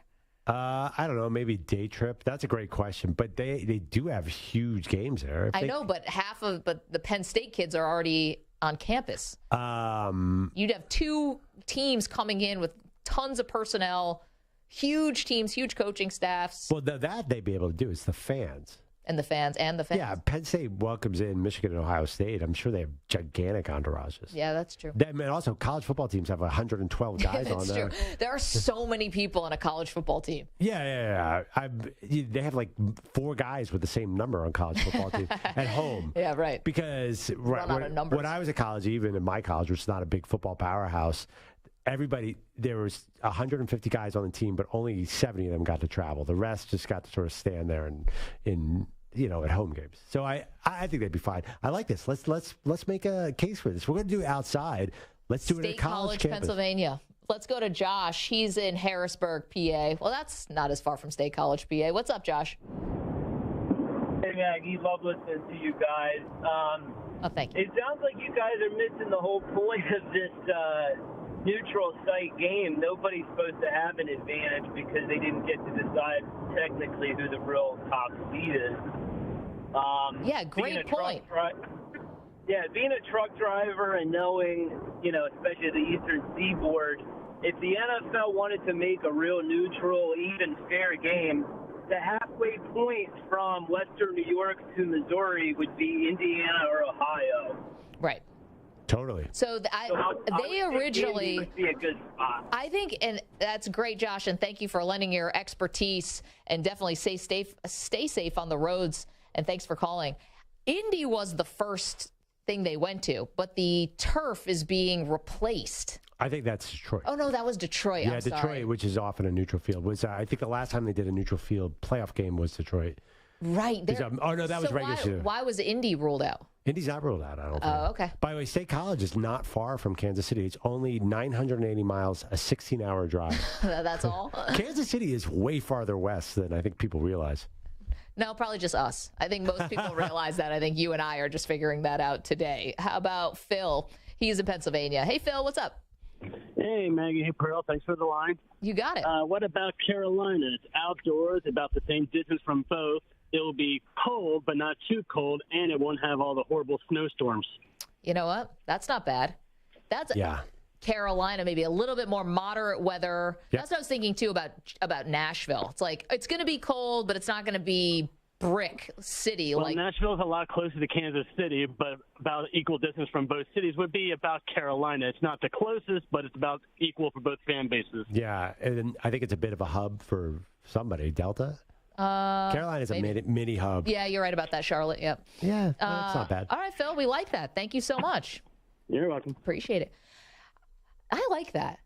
Charlotte? You know what they're going to do? I bet behind the scenes, I bet this is owners of certain teams just jockeying for position here. Like David Tepper versus Jerry Jones. Because, all of a sudden now, you get another game at your stadium that you most likely own, where you get this crazy gate, concessions, the parking, all of that. You probably don't get the gate, but that probably goes to...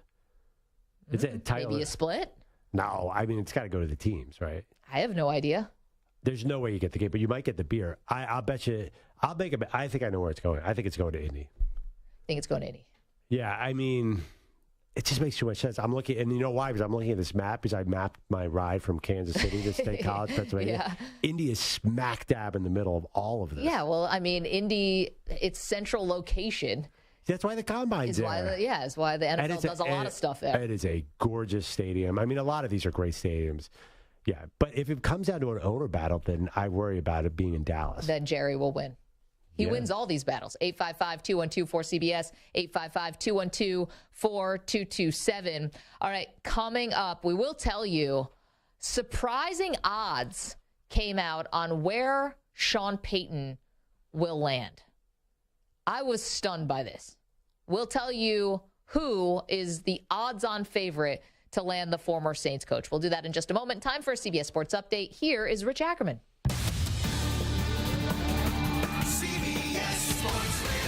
Sports Flash. On the list of teams that are inquiring about the former Saints coach has now grown to 3, with the Texans and Cardinals joining the Broncos and asking New Orleans to speak or asking permission to speak with their former head coach.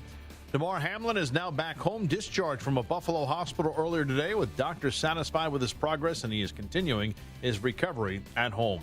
His teammates will take the field this weekend against the Dolphins. Tua Tagovailoa has been ruled out for the game. He is yet to be cleared from concussion protocol. Lamar Jackson didn't practice today for the Ravens before their showdown against the Bengals on Sunday night. Other coaching news, former Colts head coach Frank Reich interviewing with the Carolina Panthers regarding their vacancy. The Grizzlies and Nuggets are staging an intriguing battle in the West. Memphis has won 7 straight and will take on the Spurs again following win over San Antonio on Monday, in which they won without Ja Morant. The Nuggets will host the Suns, who halted their 6-game skid last night despite the absences of 3 starters, Devin Booker, DeAndre Ayton, and Chris Paul. In the East, the Celtics have won 5 straight at home and host the Pelicans. I'm Rich Ackerman. I'm JR. CBS Sports Radio has moved to SiriusXM Channel 158. Or listen on your local station. Find your local affiliate at Odyssey.com/stations.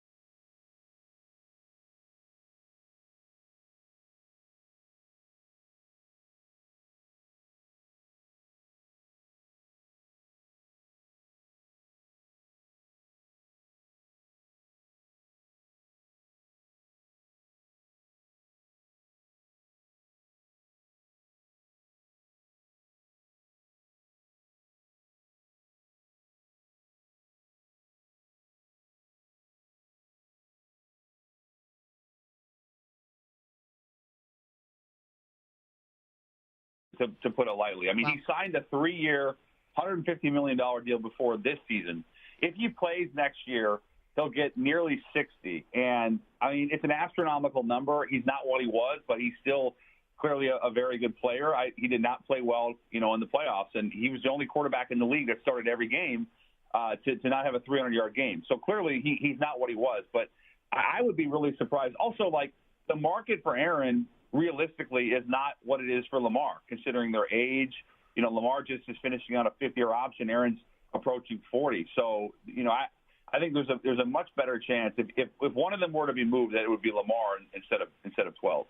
Jordan, if you could give us the one assistant coach that you feel the most confident is going to get hired this cycle, who do you think it is? Ooh. I didn't prepare for this one. I like it.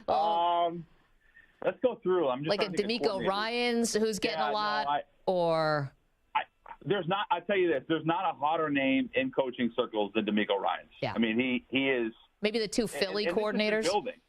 Yeah, I mean, in terms of coordinators or any coaches, I mean, this has been building. There's a lot of reasons why. I mean, he's 38. He played. He understands how to relate to players. He is beloved inside that entire 49ers organization. And the other part about it is, if you go back to last year, he interviewed with the Vikings, and then he declined his second interview because he realized that he wanted one more year as a coordinator. So there's a massive market for him. The other name that probably comes to mind is Dan Quinn, because he's a little older. I think he's 51, 52, and he's obviously had experience. He's been to a Super Bowl. But his last 2 years in Dallas have been nothing short of sensational in terms of the turnaround. I mean, they had come off the worst defensive season in 2020 in franchise history. In the last two, they've really been top 5 across the board, top 10. So I would go with those two. I mean, and one more name I'll give you that has gotten a lot of buzz is Jonathan Gannon, as well as Shane, and the two Eagles coordinators. Gannon has probably been a little more criticized, but if you actually look at the raw numbers, they have a top 10 defense as well, and he's under 40. Franchises like the idea of going after a young coach who has experience as a coordinator with really good offenses or defenses. So in D'Amico's case and Gannon's case, they have captained two terrific defenses and have done it over the last couple of years. So I would highlight those two as well as Dan Quinn. Okay, but we're only talking about the current vacancies. Do you expect any more vacancies this offseason? And I'm going to paint the picture. Say the Chargers lose this weekend or the Cowboys lose this weekend, either in embarrassing fashion. I think either of those guys, Brandon Staley or Mike McCarthy, are coaching for their job. Okay, so Staley, if the Chargers lose, I know they're going on the road to Jacksonville, but after what happened last week, I don't know. I'm just curious. What did both of you think about him playing as starters, knowing at kickoff that they had already clinched the 5th seed? Organizational malpractice. Fire him on the spot. Yes, fire on the spot. I mean, I couldn't believe it. I mean, I really couldn't believe it, especially when you consider that only 23% of the plays this year for the Chargers, they've had Williams, Keenan Allen, and Justin Herbert on the field together. So I was shocked by that, and they paid for it. Bosa got hurt. He's okay, but, Kenneth Murray, obviously Williams gets carted to the locker room. I think the most pressure is on Brandon Staley, and then I would probably say after that, if the Cowboys were to lose to Tampa, there would certainly be heat on McCarthy. But it's pretty hard to envision a scenario where if the Chargers lay an egg and they're in a playoff game that Staley's back. Just to play devil's advocate, these guys did win double-digit games and make the playoffs. I feel like I'm old now, but that used to be enough to keep your job in this NFL, except for Marty Schottenheimer. I don't know. I mean, Marty Schottenheimer, yeah, of course, yeah. I hear what you're saying. I think, there's been a lot of heat on Staley over the last couple of years, and feeling like he's underachieved with a really talented roster, some of the fourth down issues. I think. I hear what you're saying, but I think of all those guys, he'd be the one with the most heat. Jordan, you're the best. Thanks so much for doing this. Congrats on the big news break, the DeAndre Hopkins. That was massive. It's everywhere. We're going to be talking about it all off season. We'll talk to you soon. Please have me on during the playoffs so I can talk about Perloff's favorite teams. I mean, he's an Eagles guy, right? Oh, yeah, baby. But Maggie's a Bills gal. So, listen, our show is on fire right now, riding Jordan. on these playoffs. If it's Buffalo, Philly, I mean, that could be something in the Super Bowl. Wow, okay. Wait, and what about you? You're a Seahawks fan, right? I grew up a huge Seahawks fan. I mean, I was a little selfishly happy for them to get the playoffs. They got to go on the road to San Francisco. Not exactly an ideal setting. Congrats, you earn a date with San Francisco. Hopefully we'll all be alive next time we talk to you. Let's put it that way. Yeah, all our teams. I appreciate it. Thanks so much. Thanks, Jordan. Appreciate it. See ya. Bye. Man. By the way, we could get into this later. I think both you and I think that Seahawks-Niners game is going to be more competitive than everyone else does. Yeah, I mean, we can do this, but if you're like ranking some of the games, it's the first one that kicks us off. It's like the Saturday afternoon game, which sometimes doesn't get the biggest audience. I mean, it's the NFL, so they get a huge audience no matter what. But that one kind of doesn't get it generally. It's like the JV game. I think the Saturday night game is their worst rating. We get the Jags again on a Saturday night. Two Saturday nights in a row with the Jags. Of course we do. That's my social life right now, is watching Doug Peterson and Trevor Lawrence. Oh, man, that was fun. 855-212-4CBS, 855-212-4227. To see you guys on the phones. We'll get back to the calls. Also, we will rank the best teams in the playoffs. We've got so much to do in the final hour of the show. We are on CBS Sports Radio. We're on Sirius XM Channel 158. We're on the free Odyssey app, and we are streaming live on YouTube. You want to see our gorgeous faces? You can do it right now. YouTube.com/CBS Sports Radio. You guys can get involved in the chat. Perloff's going against the grain in the next hour. So, Grainers, stand by. Also, we want to hear from you, Indy. Come on, Indy. Make a case to host this AFC neutral game. Maggie's going to make it outdoors unless you guys call us and speak up. 855-212-4CBS. We're back in a minute.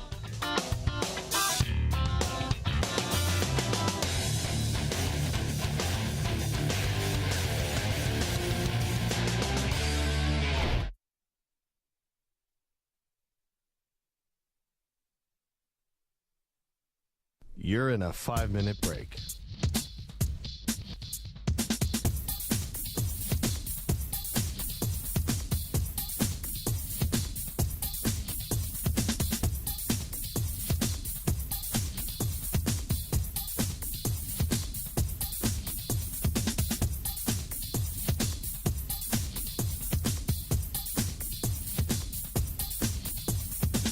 Four minutes, 30 seconds remaining.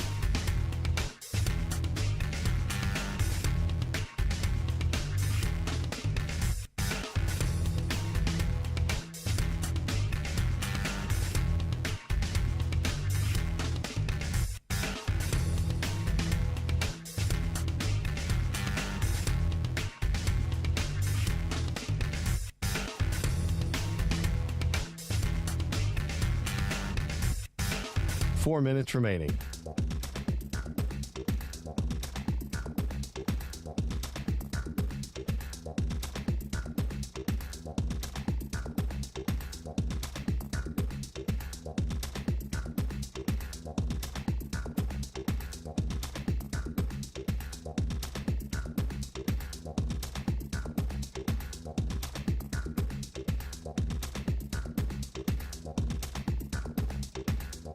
Three minutes, 30 seconds remaining.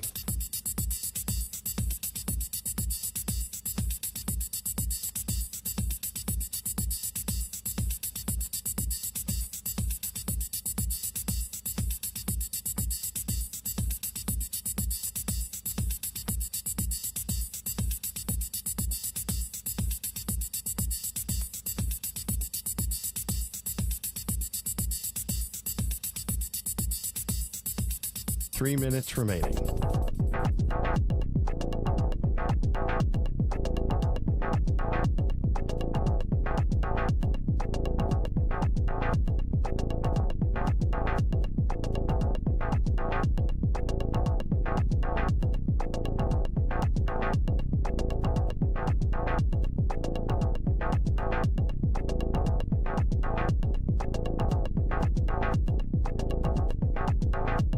Two minutes, 30 seconds remaining.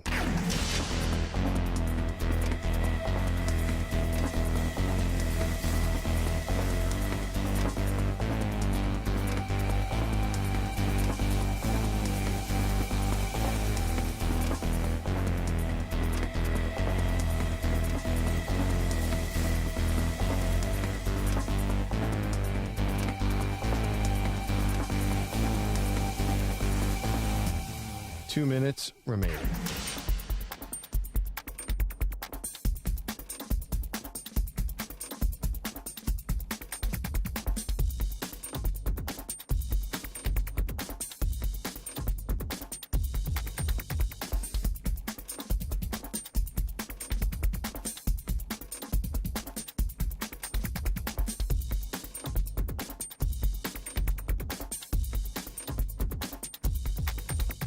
1 minute, 30 seconds remaining.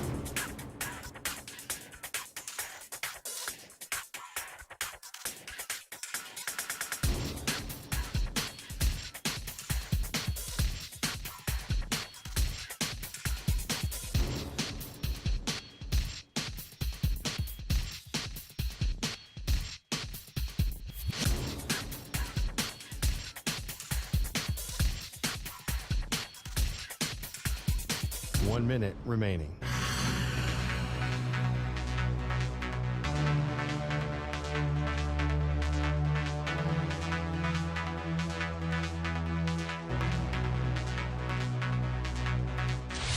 Five seconds remaining.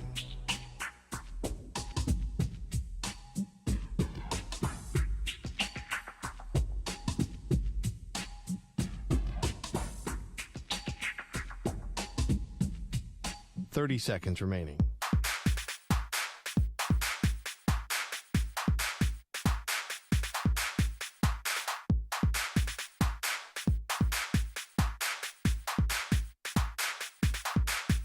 Fifteen seconds.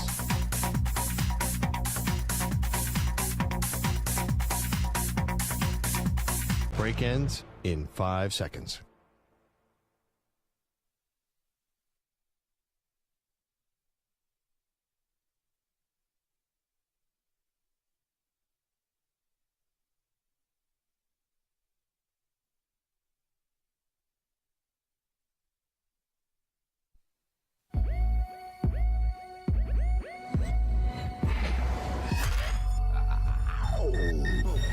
No, I remember when I lived in a studio apartment with my husband before we were married, and literally the second best seat in our apartment was the toilet. It was like couch 1, toilet 2. When I was first in New York City, it was a studio apartment. The toilet was not protected. It was just sitting out like in the dining room.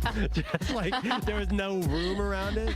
So you'd be like at a dinner party or something. Excuse me for a moment. No, keep talking to me. I'm fine. I'm just right here. What do you mean, do I eat in front of the TV? Is there any other place to eat? We don't have a dining room. If I had a dining room, I'd rent it out to a family of three, $3,000 a month. They are Maggie and Perloff on CBS Sports Radio. Welcome into Maggie and Perloff. So glad to have you on this Wednesday. Very busy, lots of moving parts, lots of things for you to react to at 855-212-4CBS. Number one is Mike McCarthy coaching for his job on Monday night. Perloff and I will just not see eye to eye on this one. I think yes, Perloff says no, and we want to hear from you. Secondly, has Lamar Jackson played his last game as a Baltimore Raven? It looks like he is not going to be playing in the playoffs this week. Didn't practice today. And without a contract past this year, and with potentially suitors lined up to hand a king's ransom over to the Ravens, is this something for them to think about as they are in a impasse with their franchise quarterback? Yeah, I mean, or they tag him. It's that simple. Tag him and trade him. But then you tag him once, then you tag him again, then he becomes just a straight-up free agent. You could risk losing him for nothing. That's 2 more years of Lamar Jackson. That's not bad. I mean, listen, he's won 1 playoff game. If he can't have some success within this 2 years, I don't know. I'm not sure the Ravens want him past 28. And finally, and what might be one of the biggest show debates of all time, which is saying something. The AFC Championship game on a neutral site, should it be indoors or outdoors? I don't think we'll ever argue about something bigger in our time doing a sports talk radio show together, because as much as I understand it'd be an advantage for my Buffalo Bills if they could play indoors. First of all, they have to make it to the AFC Championship game. Yeah, I was going to say, I don't want to count the chickens here. The more we talk about, the less likely it will actually be a Bills-Chiefs AFC title game. But for our purposes, they should absolutely play this outdoors. Indoors would be an advantage for both teams, but outdoors, you have to try to make it as close to the conditions it would have actually been in Kansas City, even though you can't have it in Kansas City. I don't understand your logic. Why? Okay. Because there's already a question about fairness, right? Because of the extreme circumstances that led to this in the first place. But the two teams why not make all the other ancillary things as much like it would have been in Kansas City as possible? Because the way these two teams are, being indoors is actually the fairest, most neutral field there is. Because they're built the same way. The Bills saw the Chiefs format and said, we want to do that. Yeah. And I don't think that being indoors gives either team an advantage. Maybe a slight advantage to the Bills, but come on. An outdoor stadium, there's so much weather issues or cold, and nobody wants to see Patrick Mahomes not throw for 400 yards, and nobody wants to see Josh Allen struggling because of the wind. That's not fun. Well, I was told that's football weather. Now watch the Bengals are now going to beat the Bills in the second round. Now that we've been talking about this so much, because that's why the universe that's the way it works. I do have to admit that's football weather is a good argument. It's hard to refute that. Where's your comeback? Yeah. Yeah, no, nothing. That shut me up for a moment. I won the debate with football weather. 855-212-4CBS. 855-212-4227. Let's go to Peter. He's in Portland. Hey, Peter, how's it going?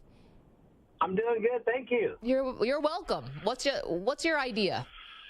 Okay, first of all, I think anytime you play for Crazy Jones, you're liable to lose your job at any point. That guy's crazy. Yeah, but he's loyal. Peter, Jerry Jones is loyal. He is, but anything's possible because he's real passionate about it, and sometimes that involves craziness. Yeah. I think the Ravens are definitely going to try to keep him. You know they are. That's true. And then for the neutral stadium, why is no one talking about St. Louis? Like, I hate the Lamb, but still, that's an NFL stadium. Is it in shambles? Like, why is that place not getting any love? They lost the Cardinals, then they lost the Lambs, and it's like, why does no one talk about St. Louis? Well, Peter, it's funny you mentioned that. Thank you for the call. Perloff had mentioned St. Louis as well. The NFL was just sued by the city of St. Louis for leaving under like false pretenses, basically, and going to L.A. I don't think someone who just sued you for $700 million or something, I don't know if you're running back there to give them this crown jewel of your season. That's a very valid point. And also St. Louis is not exactly neutral because it's not next to Kansas City, but that feels like a home field advantage for Kansas City. What have they been doing in that stadium? I figure it's like cobwebs hanging everywhere. Have you driven by recently the old RFK Stadium in Washington, D.C.? I used to work there. Well, I don't know when the last time you were there. It looks like Planet of the Apes.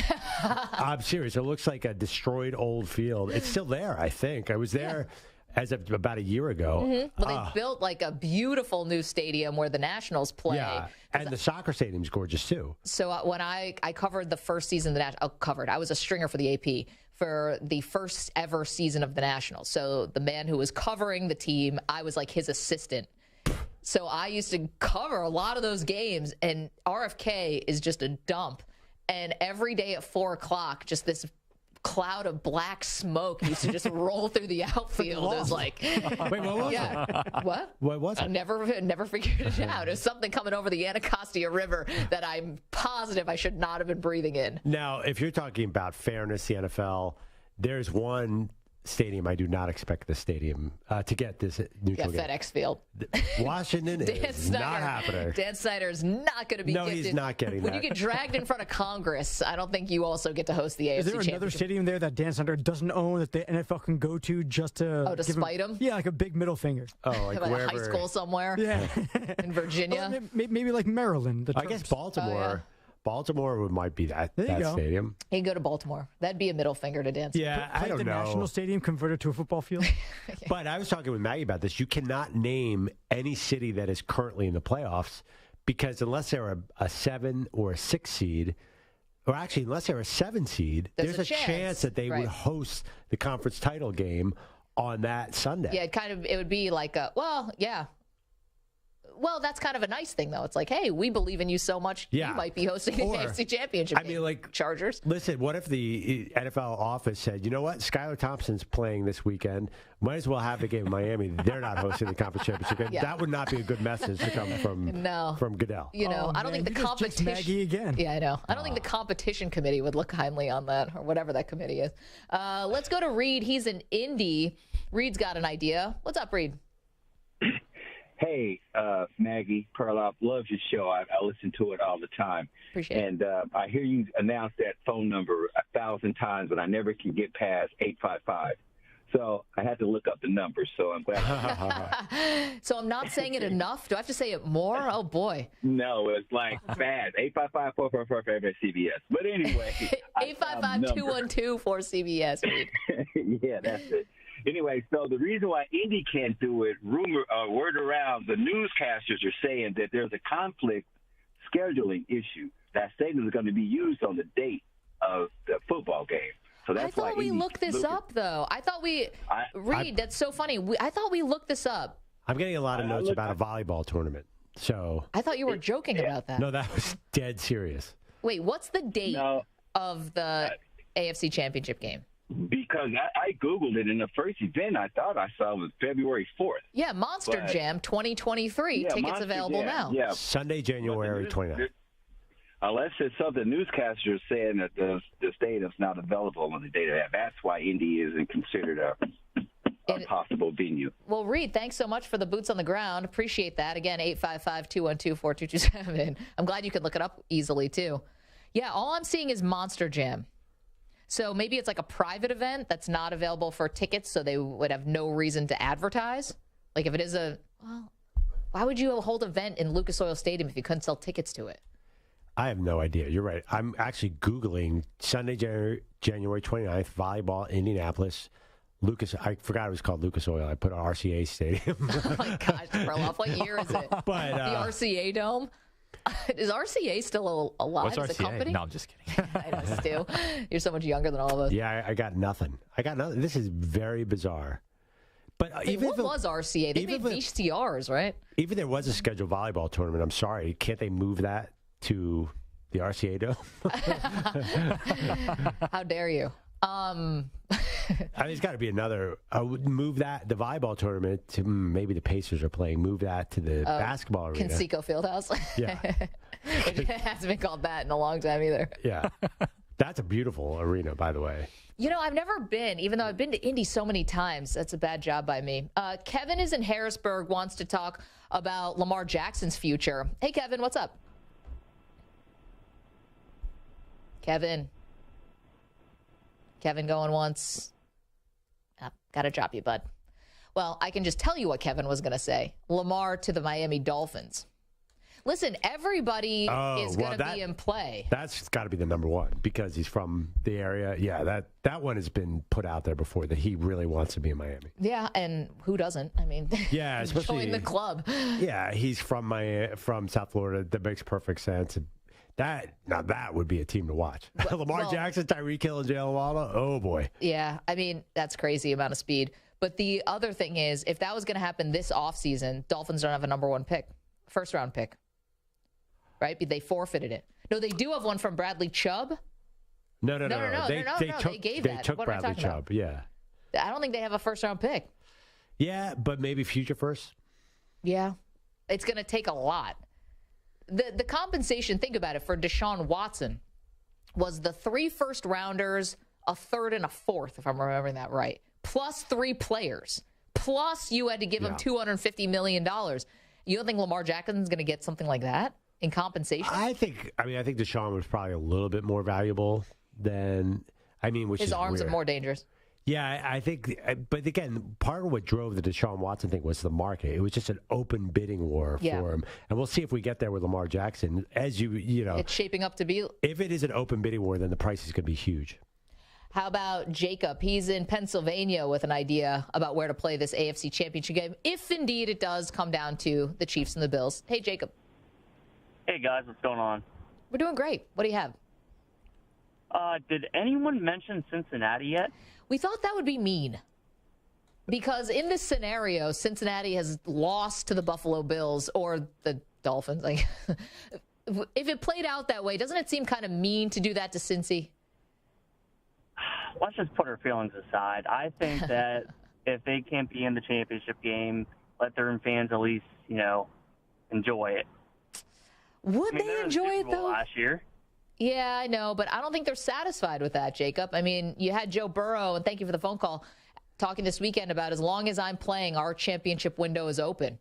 I don't think they're in this just to make it to the Super Bowl. They feel like they have a team good enough to win, and you know what? I agree. The Bengals are incredibly dangerous. Yeah. No one's talking about them. We're talking so much more about the Chiefs and the Bills, and I think that's going to be a big mistake. Absolutely. I have some intel that is a little upsetting to me. The volleyball tournament? Yes. So this is a story from a local radio station in Indianapolis. I will not say who it is in case we are not on that station. I don't know. Okay. It says there is a volleyball tournament in town that has taken up all the hotel rooms. There are 30,000 visitors already headed there. 30,000? The tournament will take place at Lucas Oil Stadium, and it's already hit peak hotel room occupancy, which is crazy because there are a million hotel rooms in Indianapolis. So according to this report, which is actually, to be fair, is from give them a shout. 107.5 in Indianapolis. The Indianapolis has already turned down a request from the NFL, according to this report. Now, I'm not sure. I haven't seen that from the NFL reporters like Adam Schefter. So I don't know. I feel like really the AFC title game, you can't move a volleyball tournament, but I get it. I mean, there's a lot going on here. And by the way, it's no longer Conseco Fieldhouse. I know. It's Bankers. Gainbridge. It's what? Gainbridge? What's that? It is the name of the field house. What is Gainbridge? Oh, thank you. It's the name of the field house. Appreciate that. You really cleared it up. Let's go to Brandon. He's in Topeka, Kansas. Has got a good idea. Hey, Brandon. Hey, how's it going? Maggie and Perloff, I'm loving the show. But an idea I had was a city that's hosted a game before. I'm not sure how many the stadium holds, but how about Canton, Ohio? Oh, the NFL would do that, wouldn't they? Yeah, the two teams that are playing, maybe they get a little bit better cut, and everybody else just kind of splits the pot. That way, none of the owners are, jockeying for position and who gets to play, because there's some good, cities that could host it, but I think Canton, Ohio has already got a destination. Now, they used to have trouble with that field in Canton. They did that one time famously where they were going to play that preseason, the Hall of Fame game, and then they stopped it because. So, Stu, you have an update on the stadium size. Yeah, it only holds 23,000 fans, so I don't know if that's going to be good enough for a title game. No. By the way, I found out what Gainbridge was. What is it? Gainbridge is a self-managed, innovative digital platform providing you with direct access to trusted annuity products to smartly grow your savings over time. My eyes just glazed over. Gainbridge. I think it's an insurance company now that I look at it. And they own the field house here. And RCA Dome has been torn down, so that's not an option for the NFL. Did you find out? Do you remember what was RCA? Why am I thinking RCA? VCRs? It was like TV. RCA is one of the most famous American companies of all time. The dog and the record player? No, I remember, but was it just that they made VCRs and televisions, or they make other stuff? RCA is the original. I think they became super famous. They made record players back in the They're one of You're looking at me with disdain, record players. RCA is like Coca-Cola. RCA is like Coca-Cola. That is not true. No. RCA is an incredibly famous American company. That doesn't exist anymore. RCA offers a wide range of washing machines, fridges, dishwashers, ovens, and, hobs. Oh, they're owned by General Electric now. Hobs are. But it's fair to say RCA was a famous American You're saying company. RCA is up there with Kodak for sure out of Rochester? It used to be. Maybe like 30 years ago it was. Because RCA was huge back in the day, but I don't think people associate RCA as much anymore. The big companies in this country. Ford, Coca-Cola, Disney. If it wasn't on tier 1, it was on tier 2, but it was huge. Yeah, now, it technically stands for Radio Corporation of America. So that makes sense. Remember the dog looking into the radio? I remember the logo. Yeah, I mean, it's big. Anyway, I don't even know how we got this. I mean, listen, it's no Gainbridge. They'd be lucky. If I told you, if coming into this conversation, if I had said, is Gainbridge a name of a backup two-guard on the Pacers, or is it the name of their arena, you would have no idea. Gary Gainbridge. Wait, hold on. Didn't he go to Michigan State? Like Laker all the time. Why not backup point guard on the Pacers or stadium naming rights deal? Stadium naming rights deal. Is the one in Miami still the crypto, even though that guy's basically going to jail? Isn't it FTX? The Yum something. Yum Center. That was in Louisville. Yeah. Yeah. Oh, is that? Is it still Yum? It was like Yum exclamation point. Is Smoothie King still? Smoothie King, I think, is still in New Orleans. Good for Smoothie King. Are we sure about that? Smoothies kind of came and went. Wait, is it the LA arena? That's crypto.com. Oh, boy. Right? I thought you said Miami. No, Miami's FTX, which is the Sam Bankman-Fried. I think they did take it off pretty immediately. Are you sure about that? I don't know about that. I don't think you can just tear it down that quickly. Two-part Although they did with Enron Field. I think they got rid of that pretty fast. Two-part question. Well, actually, ironically, 5 hours ago, Miami Heat's FTX Arena naming rights deal terminated amid fraud. Well, it's about time they got around to it. It only happened a month ago. Two-part trivia question Take for your you time. guys. Yeah. Vivint Arena, where is it, and what does Vivint do? Can I get the word origin? No, I'm just kidding. It is a public smart home company. I don't even know what that means. That sounds made up. Yeah, in Sam Salt Lake City. Bankman-Fried is the CEO. So our guy Manny back here is like an encyclopedia of stadiums. He's naming every stadium and every naming right and where they are. So, the second that he said Vivint, he immediately had he had the location. All right, we're going to take away Manny's phone and we're going to give him a quiz in the break. Oh, wow. Yeah. I can't wait. His hands are in his pocket. He's just sitting there and he's just throwing out cities and names. He's got Manny, this we knew you were cocky face right now. Like, he's like, challenge me. I know. You've been waiting your whole life for this, haven't you? This is your day. All right, we found out today. 5:20 Eastern time. Wait. I think we have to do this on air. You want to do it on the air instead? I think we have to do this on air because Manny, I mean, this guy, if you see his face, and we're You're going to do oozing college. confidence right you think now. you can do college too? College stadiums. Say yes, Manny. Well, we're going to find out. Well, we had Perloff's against the grain. Are we going to push it back? No, we have your against the grain. The grainers are all in the chat. Okay. We're going to give them the against the grain, and then Manny gets a quiz. 855-212-4CBS, 855-212-4227. Don't move. More Maggie and Perloff right after this. You're in a 5-minute break.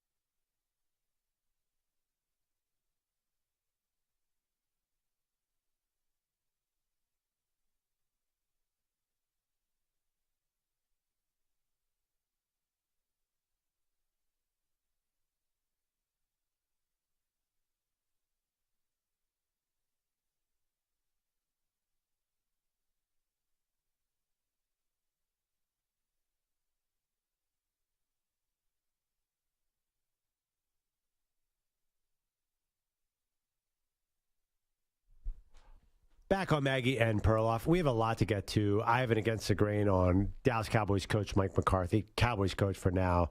But I'm sorry, I'm just so excited to quiz Manny on stadium names. Stadium names and the bizarre, bowl games and stadium names are one of my favorite topics in sports because they make no sense.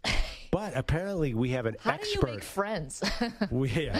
Good point. We have an expert in the house. Little did we know. Yes. Manny coming through with a lot of confidence. Manny Rodriguez, ladies and gentlemen, who's been hanging on our show and has been a great addition to the show.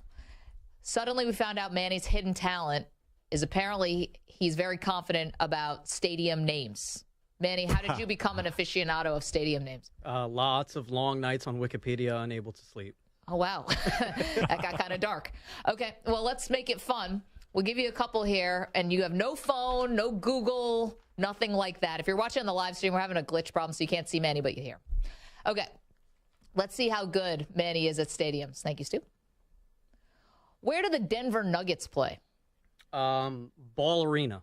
Uh-oh, this guy's good. This guy came to play. Formerly called the Pepsi Center. I believe they changed their naming rights maybe 2 seasons ago. Oh, my gosh. Manny, how long have you not slept? Okay. About 7 years.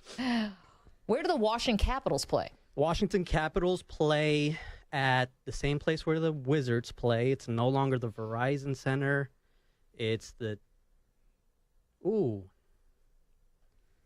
It's not the Verizon Center anymore. Oh, man.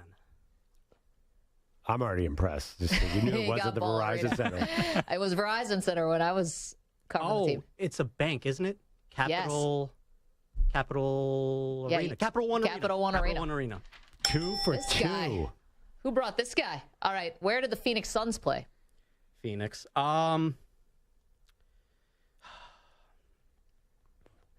I just looked at a list of the NBA arenas. I just studied it. Yeah. I already forget where Phoenix plays. I've never heard of this before. I believe it's a casino. It could be, yeah. Oh, but that one is a stump. That one got you? That one's Footprint Center. I thought maybe Footprint was before I thought they changed it. So what does Footprint do? I think Footprint. FTX, it might be a casino. I'm not sure. Okay. Casino. You're 2-1. 2-1. Where do the Sacramento Kings play? Golden Kings Center. Close. Golden One Center. We're going to give it to them. Yeah. Pittsburgh Steelers. Oh, it's not Heinz anymore. It's that ridiculous name that I can't pronounce anymore. Yeah, I'm going to give him that one, too. He gets credit for that? Yeah, he definitely gets credit. Acrisure. Yeah, Stadium. sure. Yeah, Acrisure. Acrisure. I mean, sure. Yeah, sure. Okay. They don't call it the Carrier Dome anymore. Oh, Where does Syracuse University play? Oh, man. I know they changed the name, and I know that they changed the roof, but I don't know the name of the stadium. This is a tough one. Yeah. I should know this, too, because New York State high school championship games. Oh, boy, this is going to kill me. What is it? The JMA Wireless Dome. Yeah. And let's do one more here for Manny. Oklahoma City Thunder. The Oklahoma City Thunder play at the Chesapeake Bay Arena? Chesapeake Creek Arena? That was the old one. It's now Paycom. The Paycom Arena. Oh, yeah. Come on. Everybody knows that. Yeah. Manny, you acquitted yourself well. You have the Boston Garden and the Paycom Center. I don't even remember what team was Paycom. 5-2, Manny. Nice job. Not bad. By the way, well done. I have one for you, everyone here. Does anyone know what the Cal Bears, where they play, their football stadium? I'm a massive Cal Bear fan. I'll tell you, it is in the news for the same reason. Oh, is it crypto? It's FTX. FTX also. Only the best for my Cal. Yeah, so in late November, they suspended the naming rights, so it now has no name. This is funny. All these names, the arena formerly known as the FTX Arena. Until litigation gets... Do they just put that symbol that Prince had? Yeah, exactly. Yeah. Can't say it. Too wrapped up in litigation. Back to the phones here, 855-212. For CBS, Nolan has an idea for the neutral site game, if it indeed comes to that. Nolan, what's up? Hey, I think McLovin is not being objective. He's not an impartial observer. He's being biased. I think he's concerned with having an indoor game because he wants to sneak in and prance around in his leggings. That's why. Nolan, you nailed it. Nolan, I have insider information myself in Indy. That's why they turned down the game, to make sure they could avoid that. Nolan, spot on. You found us out. You figured it out. Nolan, I was wearing those leggings indoors yesterday, and they're versatile. I'll go indoor or outdoor. I don't care. I'll show up at Lucas Oil Stadium. I'll show up at the defunct RCA Dome. I'll show up at Gainbridge Arena. You're all around town. Yeah. I don't think there's any other places to go. The NCAA headquarters, NCAA headquarters, which are ridiculously gorgeous. Across the street from the Spring Hill Suites Marriott, right? Spring Hill Suites Marriott is my jam. That is my combine home. I feel like wonderful. I lived there. Yeah.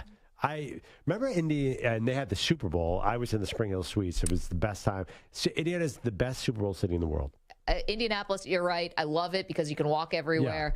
Yeah. And that year, I was also there for the Super Bowl. So you're there for a week in that Spring Hill Suites Marriott, and then back for the Combine a month later, less than a month, for another week. It was like, hey, guys, well, I'm back. Can I have my room again? St. Elmo's, a little shrimp, a little hot sauce. Back then, the late Tony Siragusa had a place there. He showed me around Indianapolis. It was amazing. That's really cool. 855-212-4CBS, 855-212-4227. All right, we still have a lot to do. We see you guys on the phones. We will get to you. Perloff has his Against the Grain on Mike McCarthy. All of that is going to happen right after this CBS Sports Update with Rich Ackerman.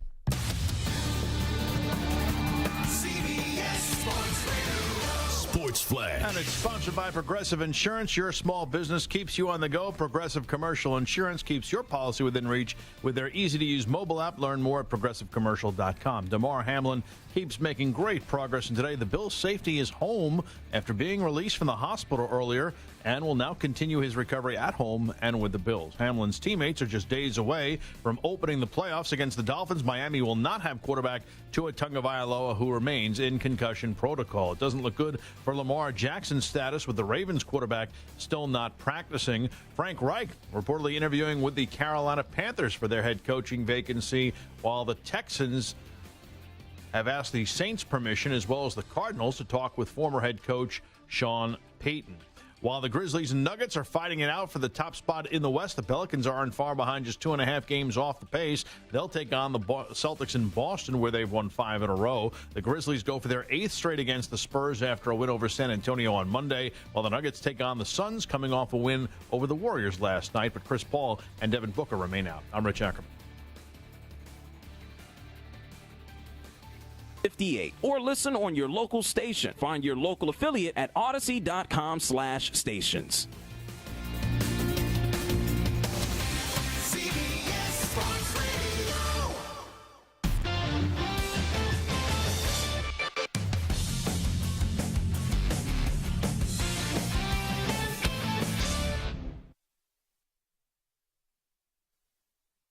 You're in a 5-minute break.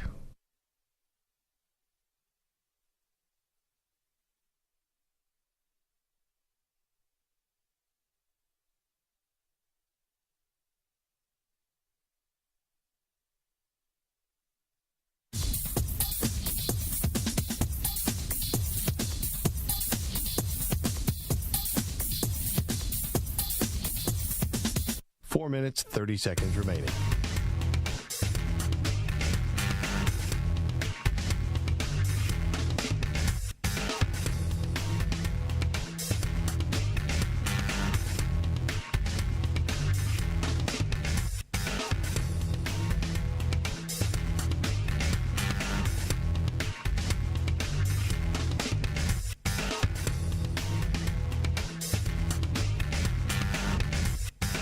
Four minutes remaining.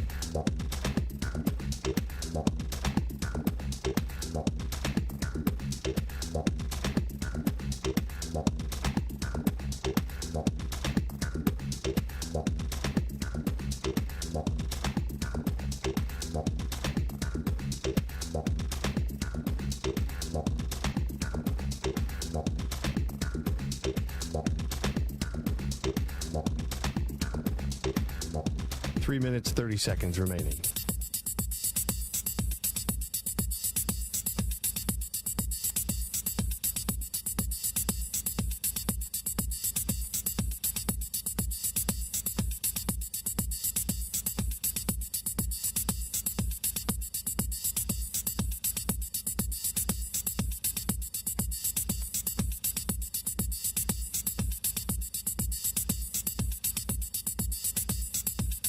3 minutes remaining.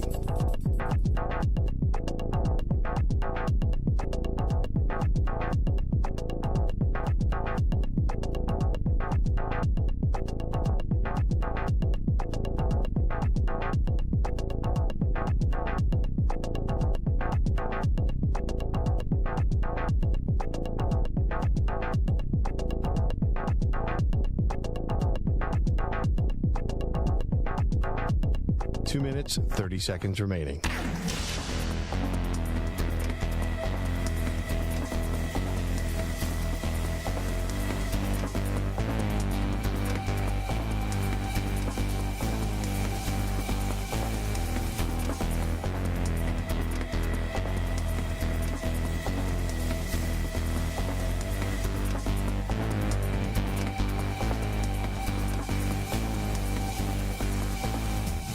Two minutes remaining.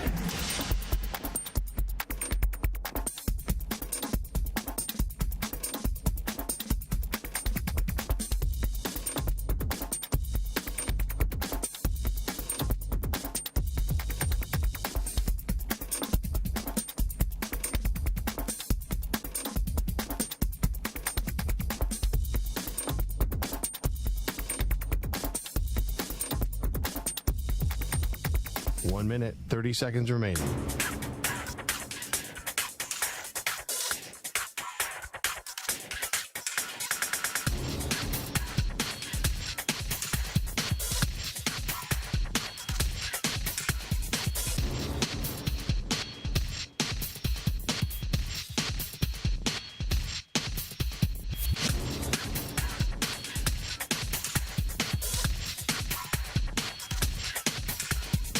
One minute remaining.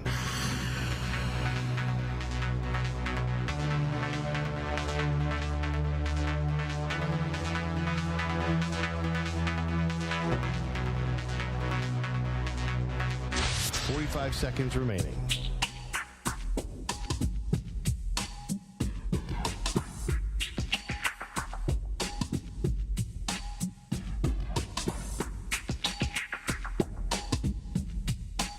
Seconds remaining.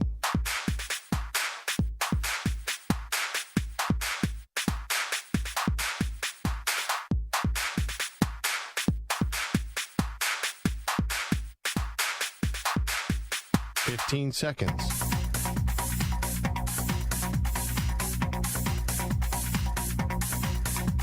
Break ends in 5 seconds.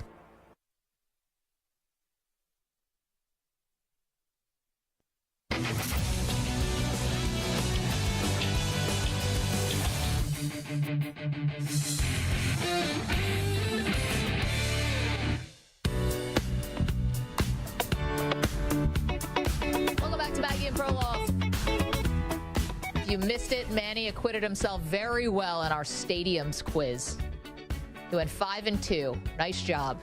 You know your NBA arenas. Yeah. What that gets you in life, Manny, I don't know. You also revealed you have deep psychological problems to stay up at night reading Wikipedia about different arenas naming rights. Can we get you like a HBO Max subscription or something? There's got to be a better way for you to be spending your time. 855-212-4CBS. We're going to chip in and get Manny a PS5. 855-212-4226. Yourself. He needs help. He's on Wikipedia looking up the Paycor Center. We can chip in for a picture of a PS5. I'm not chipping in for an actual PS5. All right, let's get to it. Perloff going against the grain.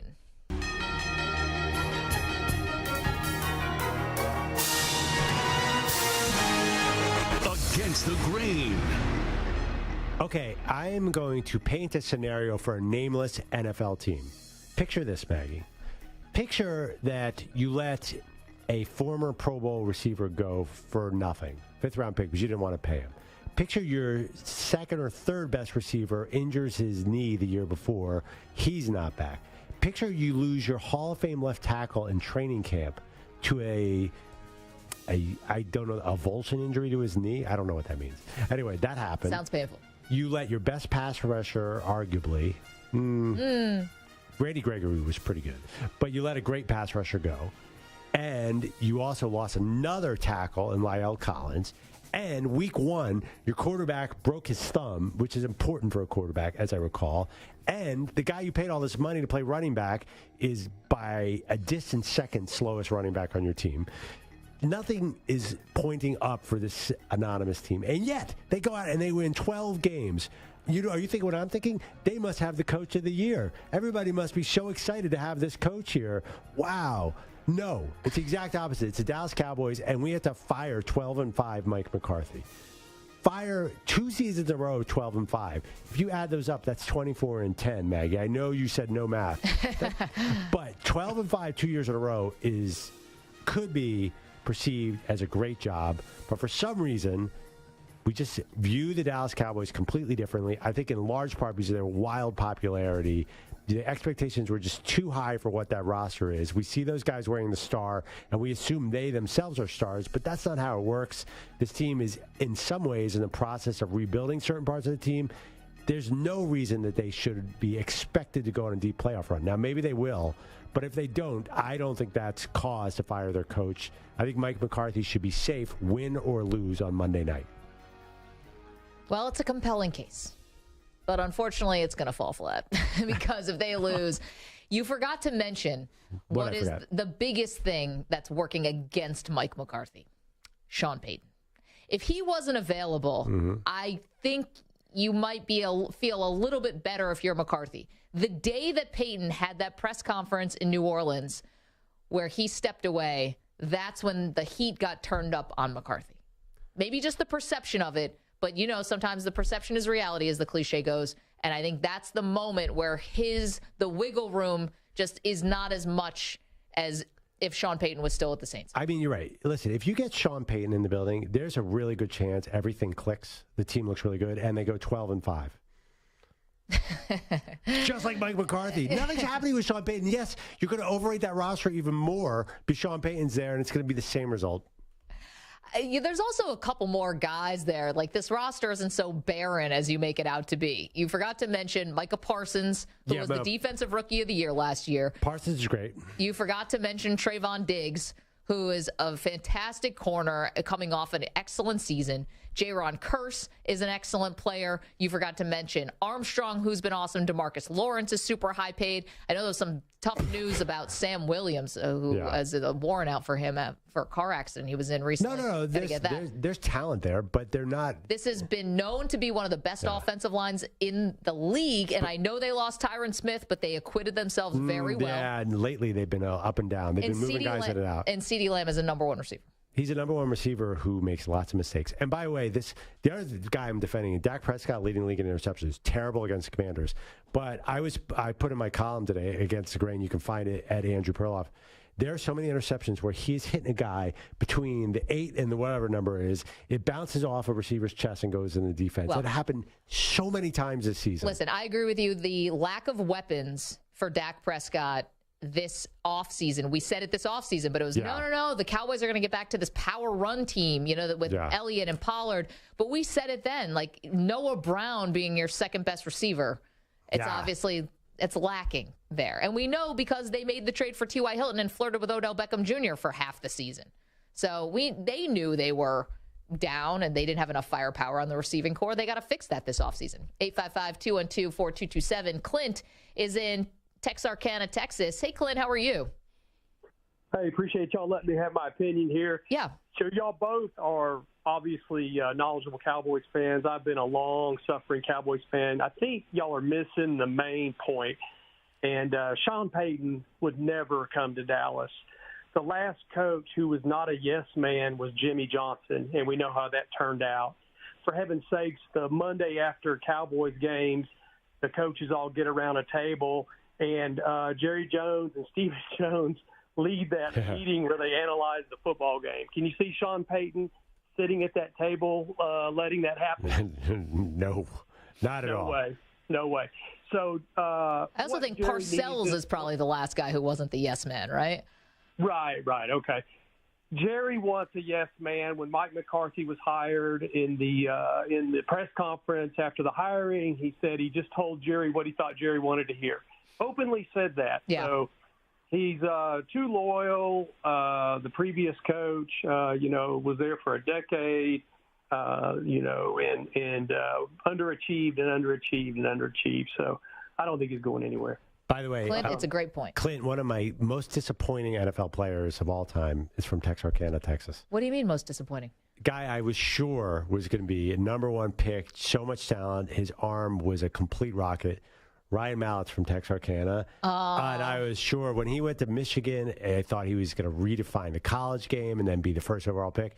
And for moments, it looked like that was going to happen. Apparently, it's some off-field stuff. Yeah, he ran into some other trouble. Yeah, but I always love the fact that he's from Texarkana, which I think is very North Texas. But that guy had a good point. Sean Payton in control. It's tough in Dallas. Well, he saw Parcells deal with it, right? That's where he first got to know Jerry Jones and the family, was coaching for Parcells with the Cowboys. So he would know what he's walking into. Timothy is in New York, wants to talk about Mike McCarthy. Timothy, how are you? Hey, how you guys doing? We're doing great. Props to Manny. The GMA dome, the refurbished dome is great, and ironically now it has air conditioning. So glad they got that worked out. Yeah, it doesn't matter what McCarthy does on Monday night. It doesn't matter what Dallas does on Monday night.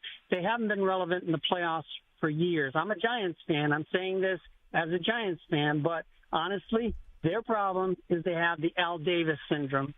And just like he took his team down at the end, Jerry Jones is doing the same thing. That's the problem. It doesn't matter what coach you get in there. It doesn't matter what players you get in there, because they have a decent roster, and to go 12-5 2 years in a row, there's no reason to fire McCarthy. The problem is not the coach. The problem is not the team. The problem is the owner. And one last thing, Maggie, I got to say, you have the sexiest brain on sports radio. Thank you very much, Timothy. Appreciate that. What a nice compliment. Here's the problem, though, about the Jerry's the reason why, Perloff, because you're a big proponent of this, too. It's almost always ownership. Okay. But the Cowboys have been a good drafting team, have they not? For the most part, yes. I'd say good to great. I mean, I think they've been a pretty good. I think they deserve a lot of credit for a lot of their draft picks. They've been a good drafting team. So do we have to give Jerry credit there? Well, yes, but I do think that we sometimes inflate, is that the right word? Some of their players who we say are better than they actually were. Okay, I mean, it's like I didn't think Ezekiel Elliott was all that, and I didn't think Leighton Vander Esch was all that, and people were all over those guys because they showed some signs of success in Dallas. I think you become a star when you're in Dallas. I think DeMarcus Lawrence has always been a little overrated, but please, go ahead. Okay, well, I think they draft well. And I think they have. So I think you have to give Jerry some credit for that. Although they had to hold Jerry back from taking Johnny Manziel. Which somehow they I don't, what did they do? Did they just put him off in on a dinghy and push him out to sea while they were making picks? I don't know. No, you're right. They've made a lot of good picks. And so I think you give him credit for that. I mean, the guy is loyal to his coaches. Now, loyal to a fault, but it is kind of what every team wants, which is stability at the head coaching spot. Ask one of these teams, if you're a Cleveland Browns fan or if you're a Giants fan lately or, who else is a revolving door coach? But the Texans just fired two guys in 2 years. After 1 year, right? So after their first year, you want some stability there. So he does give you that. So, when does he interfere?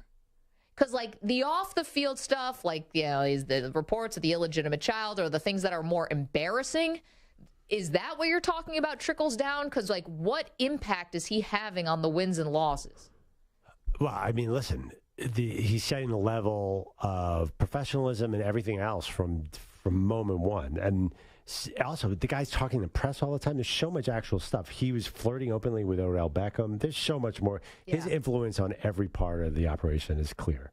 No, his influence is there, and he's front and center, but he doesn't talk negatively about the team. He said, Dak has to stop the turnovers? I mean, any idiot knows that. Okay, did he overpay Ezekiel Elliott?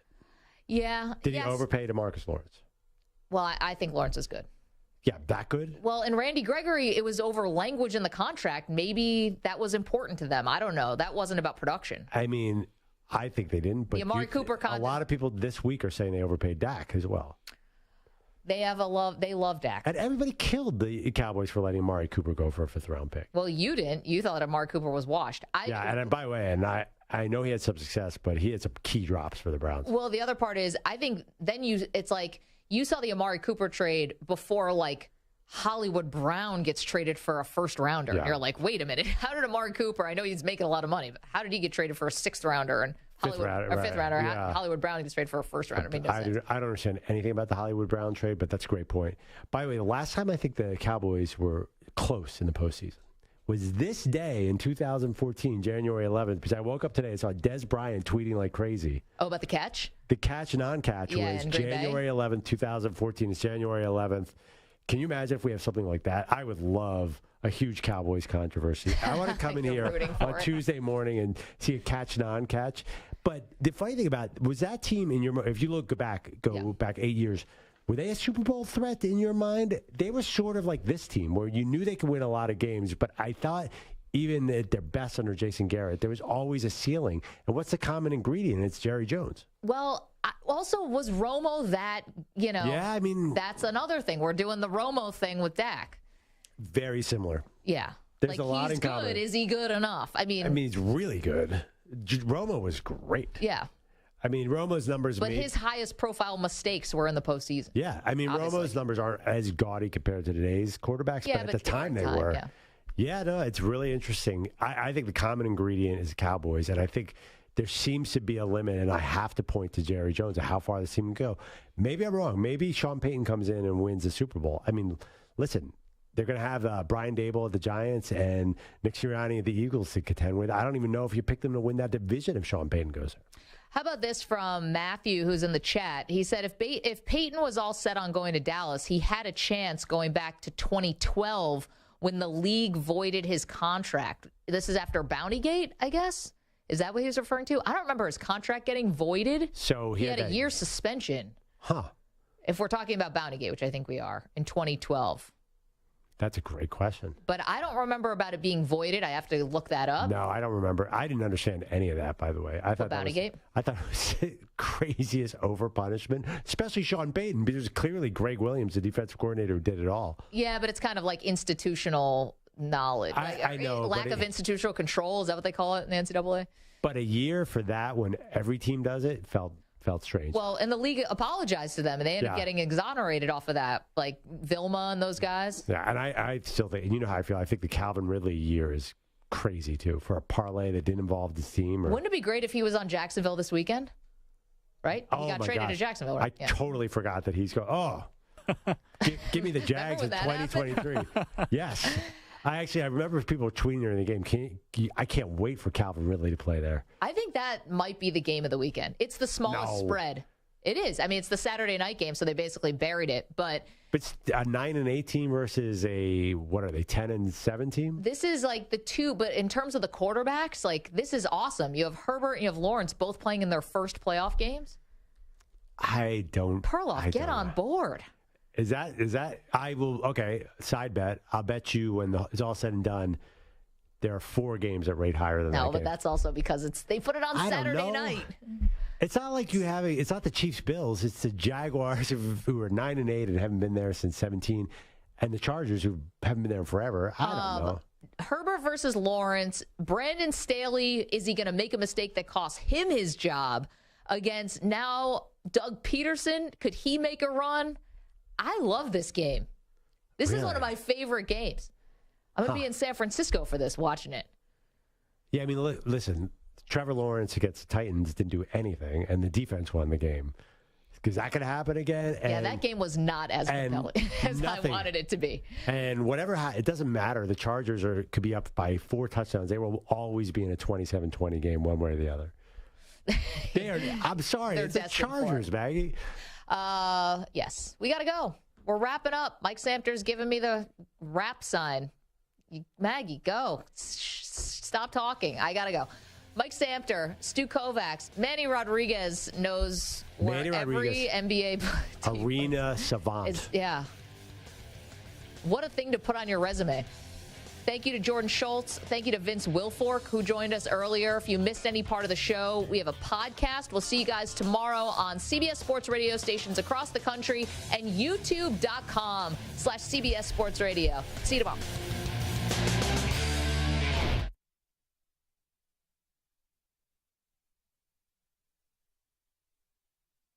You're in a 5-minute break.